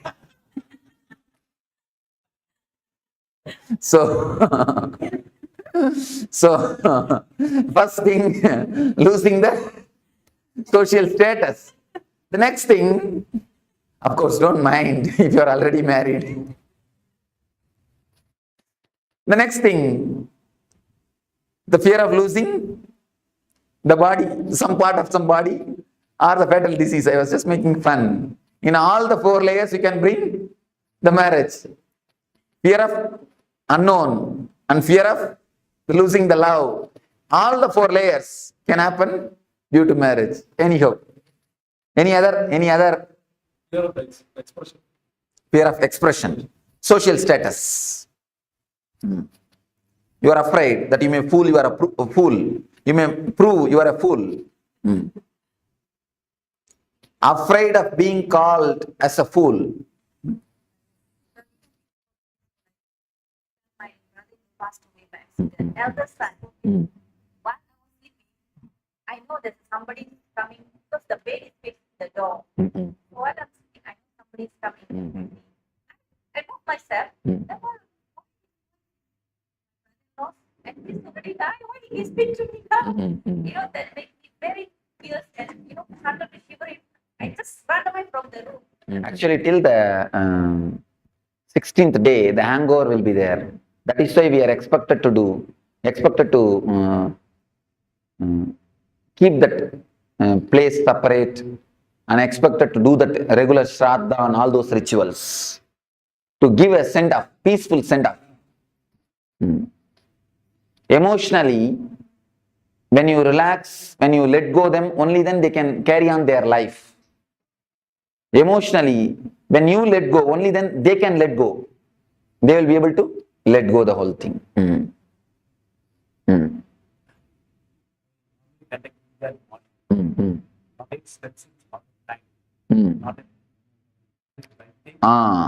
No, it's a wrong thing. Anything done with a fear cannot be spirituality. That is why I always tell people, never take up Nitya Puja. You see, one day you must have felt so joyful, ecstatic when you did puja. Some one day you will feel so joyful just sitting in front of God and chanting some sloka. Because of that joy, you become greedy of it. Then you start possessing. You wanted to do the same thing every day. But the same feeling will not be there every day. The fear will start coming. Oh, if I drop one day, what will happen? Will God mistake me? Be very clear. God is not waiting for your milk or fruit. He has got enough of work.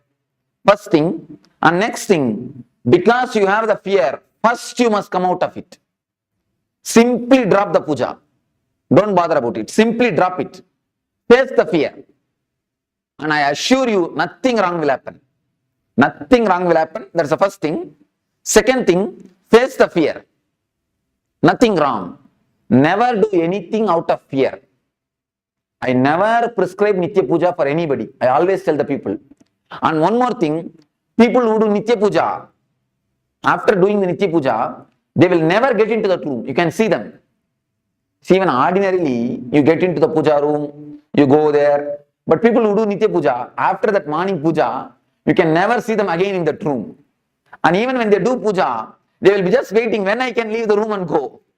When I can finish the room, finish the things and go. They will be just waiting to finish and go. I have always seen people who work in the garden, once they finish the work, they will never go and sit in the garden.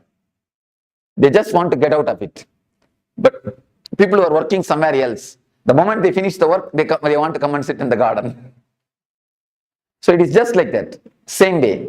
If you take up Nitya Puja, it becomes a work, duty. Duty is a 4-letter word. When I say 4-letter word, I mean ugly word. Never, never, never take up any puja as a regular routine. Whenever you feel like, do it. See, puja has to be done out of love and gratitude. Many people ask me, even in the West, many people ask me, Swamiji, please give us a set of puja, Guru Puja. We want to do every day, do puja to you. Do the Guru Puja. I told them, no, never do that. If you want to hate me, start doing puja to me. Then naturally you will get hatred towards me. Then naturally you will never look at my photo after the puja time.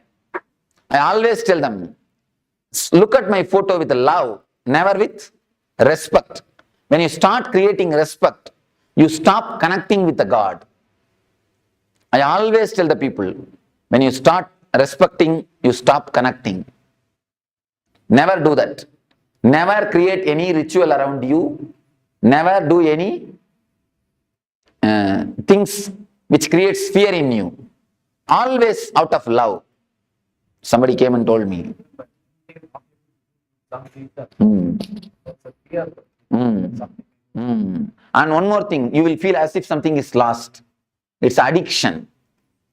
Addiction to Coca-Cola and addiction to mantra, addiction to puja is one and the same. I always tell the people, never be addicted. You see, out of too much of love and gratitude, if you do the puja, it is totally different thing, but never out of ritual. And I tell you, when so much of gratitude and love flows, even your very walking will be a pradakshina. Your eating will be offering nevedya. Your thinking will be just a japa. Even your sleep will be a meditation. There is a beautiful sloka by Shankara. Even my nidra is samadhi, meditation on you. Even my walking is a pradakshina for you. Even my words are archana for you. Even my eating is a nevedya for you. When you live with a love and gratitude, you live like a flower on the planet Earth. That is the status, that is the state in which real puja happens. Don't do it, that's all. Why do you bother? Huh? What is this? Why should you feel guilt? One thing, if you think the God will punish you if you don't do puja, why should we worship him at all? Pull down, he is not God, it means. If he accepts you, whether you do it or not, only then he is God.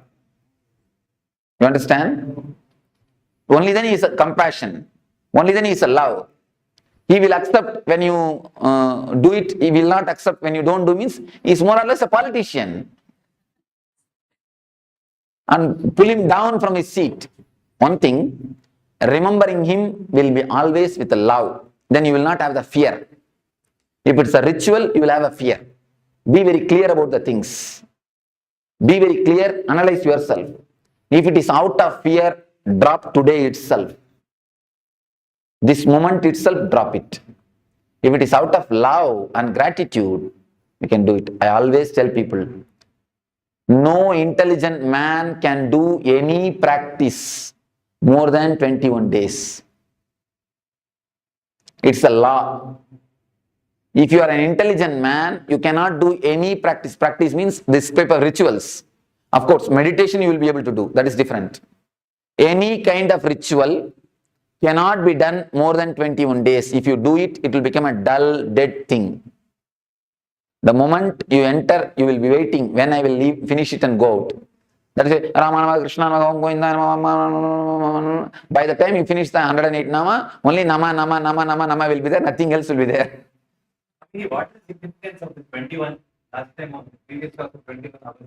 21, every 21 minutes, your energy does one full circle. In every 21 hours, your energy moves through all the 7 emotions. The emotion of love, worry, fear, sex, and jealousy, ego, discontentment. These are the 7 emotions related to the 7 chakras. Your mind at least goes once and comes out throughout the 7 emotions in every 21 hours. That's one thing. In every 21 days, at least 3 days, you fall in every one of these emotions. That is why the 21 is a very significant number. In every 21 minutes, at least one thought related to these emotions come in your mind. If you can test it. Just sit for 21 minutes and write down whatever thoughts come up in your mind. You will see all the 7 emotions thoughts will be there. Every 21 minutes, all thoughts, the thoughts which is related to all the 7 emotions will appear at least once in your mind. Same way, you will have the fall into that emotion at least once in 21 hours. And in 21 days, you will have a deep feeling of that emotion. The peak of that emotion will be realized in your body at least once in these 21 days. Thought, feeling, and the peak. Intellectual, emotional, and being level. In all the 3 levels, you will enjoy or you will experience these 7 emotions at least once. In intellectual level, 21 minutes. In emotional level, 21 hours. In being level, 21 days. That's why the 21.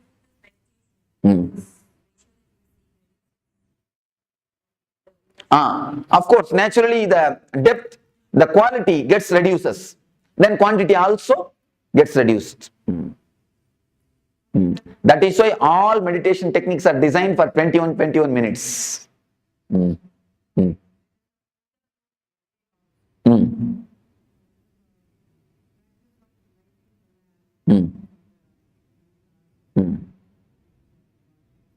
Make it as a small ritual. When you feel emotional, that day you sit and do it casually, relaxed, wait 2-3 hours. When you don't feel, do it as a 2-3 minutes ritual and finish it and go. Over. Or take turns. Tell somebody else, if you are feeling, today let them go and do, that's all. Even that is also to satisfy the mind only. If you ask me honestly, I'll tell you drop even that. Don't bother about it even. Don't even bother about that.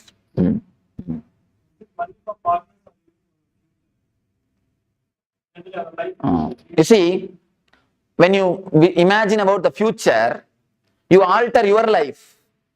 When you imagine about partner, you alter her life. If it alters your life, it is welcome. It's a vision. Only in that way you grow. If it alters somebody else's life, it's an imagination. Don't do that.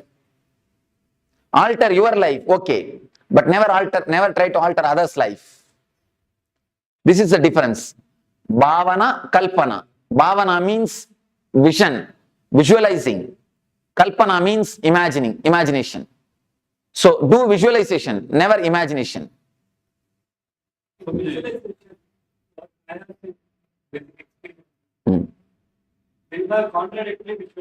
Okay.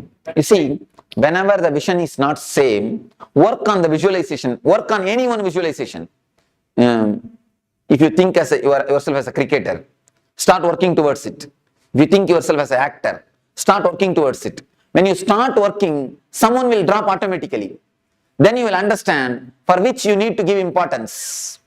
In 1 or 2 steps itself you will understand which is going to suit with in your life. Then naturally the other one will drop. But never drop any visualization without working on it. Because you will have hangover. If you drop that visualization, If you drop the idea of being an actor without trying to work towards it, at least take one step towards some producer's house. Then if you feel, no, this is not for me, it is difficult, then you drop. You will not have a hangover. If you drop without having any steps taken towards it, you will have a hangover. So start taking steps. Naturally, whatever is not for you will drop. Not that you need to drop it, that will drop you. Naturally, you can go ahead in the steps which you need to go. So visualization for the positive aspect is so good, right? Sometimes the mind thinks other aspect also is negative. You get into the trap of negative, sometimes negative. That is called unconscious visualization. Meditation is the only solution for unconscious visualization. Otherwise, the unconscious visualization is nothing less than a poison. It is a simple poison which will kill your life. See, with poison only your body will be destroyed. With unconscious visualization, your lives after lives will be destroyed. You will carry this unconscious visualization everywhere. So drop the unconscious visualization, that is a just poison. Meditation and bringing more consciousness to your thinking setup. See, if you meditate just 21 minutes per day, the whole 21 hour will be flooded with awareness. So don't miss at least 21 minutes of meditation. Every 21 hour, at least 21 minutes allot for meditation. Then you will see, because in every 21 minutes, you come up with one full circle. If one circle is filled with consciousness, it will have an impact on the whole day circles, on the whole day energies. So naturally the awareness will improve. When the awareness improves, the unconscious visualizations will disappear. You see, chanting of mantras makes you only unconscious. It never helps you, it makes you only forget. Chanting of mantra is like a painkiller. Painkiller only makes you forget the pain, not that it heals the pain. This meditation will heal the pain. It will heal the very symptom itself. So now, don't miss this meditation. Do it totally. Then you will see the symptom itself is healed. And you can do this meditation even in the house. By sitting. Don't do it by lying. By sitting you can do it. Now, any one meditation technique if you practice, that is enough. Which is suitable for you, tomorrow I will answer. Tomorrow in Energy Darshan, every one of you can take advice from me. I will see the energy of every one of you and you can take the right technique. That one technique if you practice, that is enough. Please don't start practicing all the 7. That will become an Aramba Soratva. I have seen many people, in starting they start doing everything. Except cooking, they do everything. If you do all the 7, where is the time for cooking in the house? Then after 2 days, no, this is not for me. So don't do that. Take up one meditation and do it sincerely every day. Meditations you will not feel bored. Meditations are not rituals. So do one meditation every day. That's enough. Of course, if you feel, you see, for some people I give 2 meditation. For that type of people, morning one, evening one. For some people I give only one meditation. If you receive only one technique, you can do twice. If you receive 2 technique, do it only once. Because I see the chakras. If some chakra is damaged, I give them the meditation technique. If some chakra needs more help, I give them that technique. How do you know that chakras are open? The very feeling of lightness and the bliss, that itself is the symptom.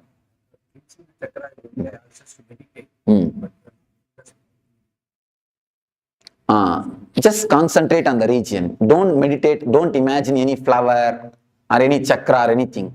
If you start imagining, you will start seeing visions. You will not have the experience. So I don't want you to see visions. I want you to experience the maturity, the emotions. So best thing is just concentrate there. I'm getting some golden light. If it automatically happens, okay. Don't do it by yourself. So we shall start the meditation. Please sit straight. Let me explain sit straight, and now I think you can close your eyes and listen. If you just listen, that's enough. Then when I start the meditation, I'll guide you. If you are not able to sit, no need to tie the ribbon. If you are not able to sit on the ground, you can sit on the chair, nothing wrong. But sit straight and close your eyes.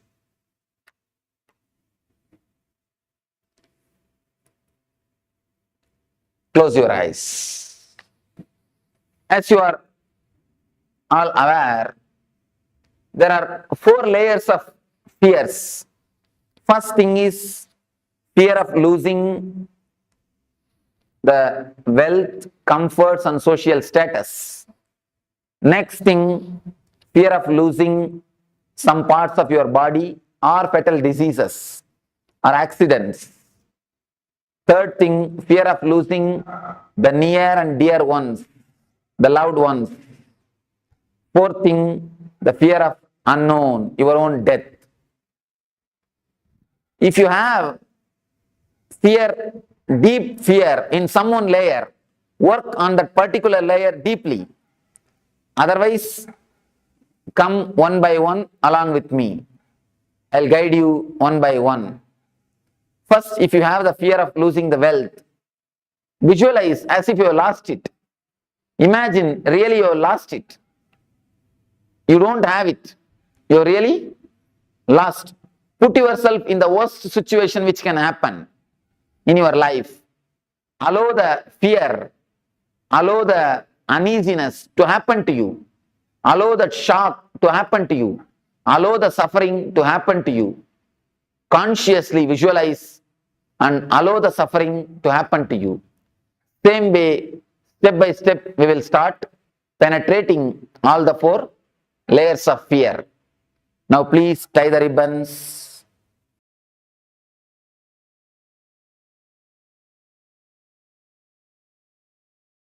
Yes. So with this, we'll be entering into the meditation. Samaji already mentioned the meditation that we'll be entering into. This is for the facing the fear, to go beyond the fear. So let's prepare ourselves as we enter into this revelation by Samaji, the meditation itself. So let's prepare ourselves.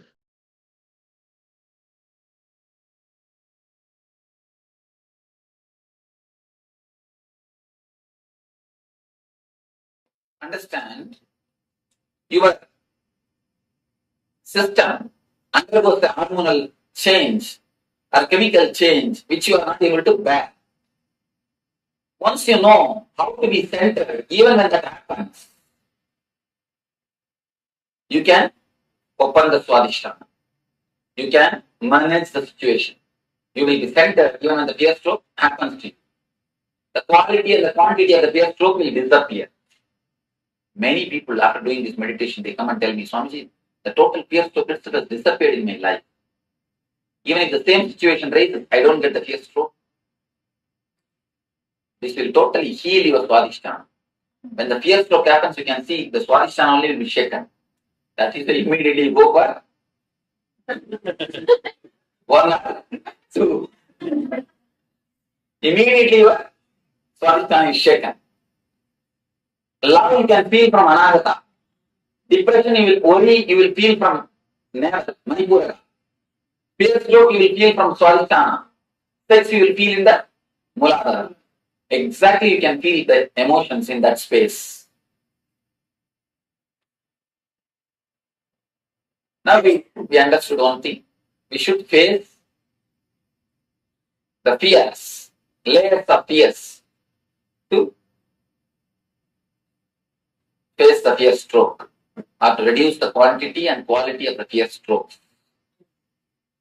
What are all the fears? Okay. Now let us classify all these fears under major 4 layers. If you find some more fear, then you can tell me. We will find where it can be placed. First thing, first layer, fear of losing your wealth, comforts, name and fame, social status. First layer of fear of losing the outer world things. Now, outer world things, that is the first fear.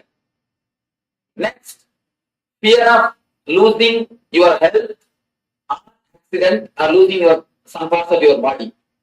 Fear of your own health. Third thing, fear of losing the near and dear ones, or the love of the near and dear ones. Not only losing them and losing their love. It's the third layer. Fourth layer, fear of unknown, fear of death, fear of darkness, fear of ghost, fear of black magic, fear of hell or heaven. All these things are under fear of unknown. These are the four major fears. Is there any other fear which you have? We can classify it. Because you need to understand these four layers of fear. We are going to work on it. Any other fear? Physical? We heard, but I didn't have an experience. But when something happens. And that is the first thing. You see, if you bother about the name and fame, it comes under first category. If you bother about the personal pain, second category. Fear of being? Fear of fear. That cannot be classified under anything because we have to work on it. Fear of fear is, we can say, fear of unknown.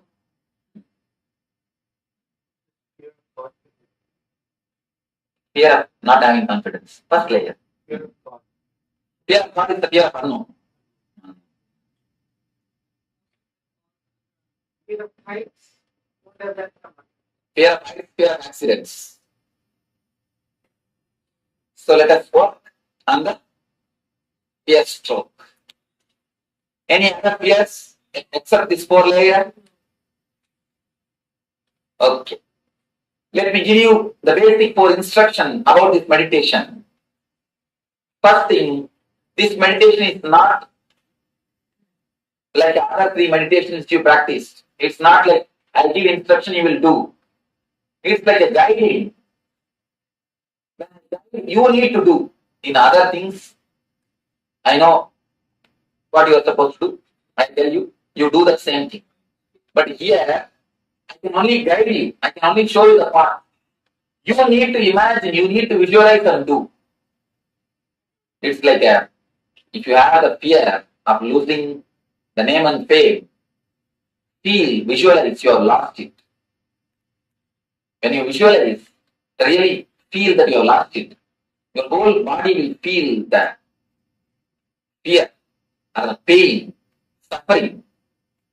You will feel as if you want to jump out of your skin or you want to run away from this hall. You don't want to visualize anymore. Your mind will tell, no. When it comes, let us face, let us not do now itself all these things. Your mind will try its best to do all these problems. Don't listen to your mind. When I guide you, you need to visualize or imagine deeply. You need to practice this meditation technique deeply. I can only guide you. You need to practice. That's the first thing. Second thing, don't think what imagination can help me. I know everything. Why should I imagine? Don't think. If you imagine, only then you will understand what all the things are locking you. When you are caught. You may think, I know what are all my fears. What is there in imagining? What is there in visualizing? What it is going to do? I know how to come out. I will do. If you think in that way, it's only an intellectual knowledge. Intellectual knowledge, the value of intellectual knowledge, it's like a 0, 0, 0, 0, 0, 10, 0. Spiritual experience is 1. If you don't have that 1, what's the value? 10, 0 is equal to 1, 0 only. So if you add the 1, only then the 0 get value. So have the experience, only then your intellectual knowledge will get value. So don't think what imagination can do for you. Imagine deeply, visualize totally. Then you will understand how much it can help you. Because by visualizing, the Manipura totally gets clear. Actually, it gets unwinded. Now it is like twist a towel. For example, a bed towel, if you twist how it is, your Swadhisthana is just like that. That's why you are holding it, you are tight in that region. If you visualize and do this meditation, it will slowly get relaxed. It is just totally relaxed. It will totally heal the Swadhisthana. So, visualize totally. Second thing. Third thing, don't have a fear, will I die once for all? Don't have a fear, you will come back. Fourth thing, there are 4 layers I will be explaining, I will be guiding you. All will not have fear of all 4 layers. You will have other 2-3 layers, only little bit. From one layer, you will have a deep fear. Work on that deep fear layer some more time. Even if I go to next layer, don't bother about it. The 4 layers. Losing the outer comforts, name and fame, social status. Losing your own body, health, or some parts of your body, accident. Losing the near and dear ones, or the love of the near and dear ones. Fear of your own death and the unknown, fear of unknown. If you are caught in any one layer deeply, work on that layer deeply. So, any more doubt about this meditation? Visualize totally. Let your eyes pour tears. Let your hands tremble. Let you feel that you are sinking. Let you feel you are dying, nothing wrong. Allow everything to happen. Everything to come up. Only then your consciousness will get strengthened to face the fears and reduce the quality and quantity of the fear stroke.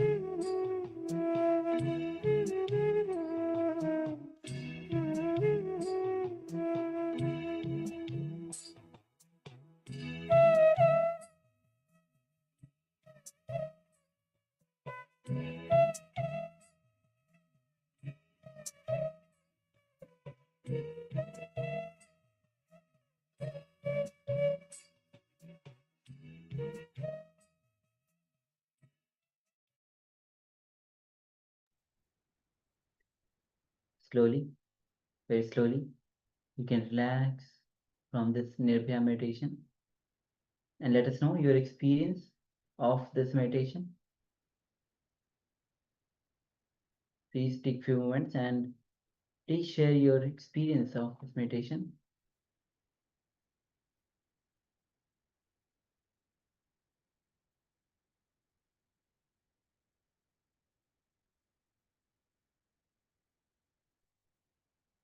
All right.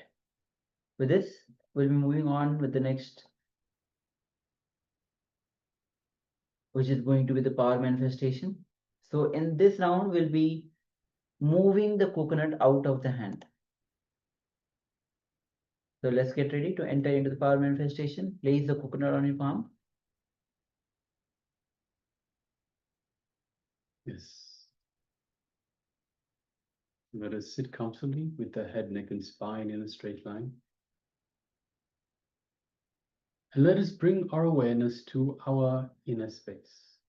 So placing the coconut on our palm, and make sure also that the end and the head of the coconut is positioned away from you. So going from this side to that side. So the round bit is over the palm itself. So you can easily roll out of the palm.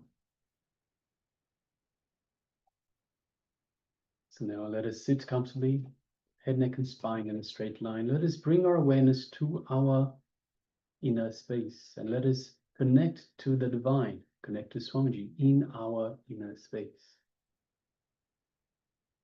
Let us sit with the intention to manifest this power of consciousness of a matter, with a strong intention to roll the coconut out of our palms.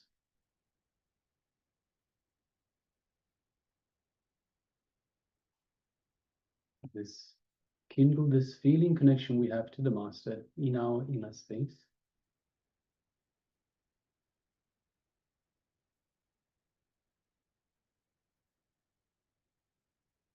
Let us feel the space of oneness. Let us be in the space of oneness with the divine. We are divine. We are Paramashiva.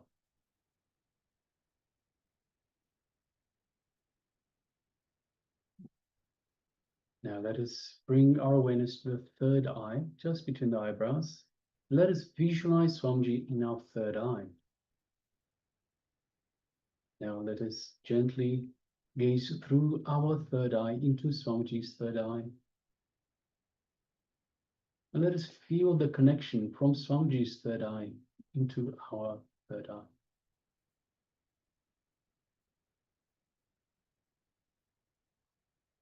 Let us feel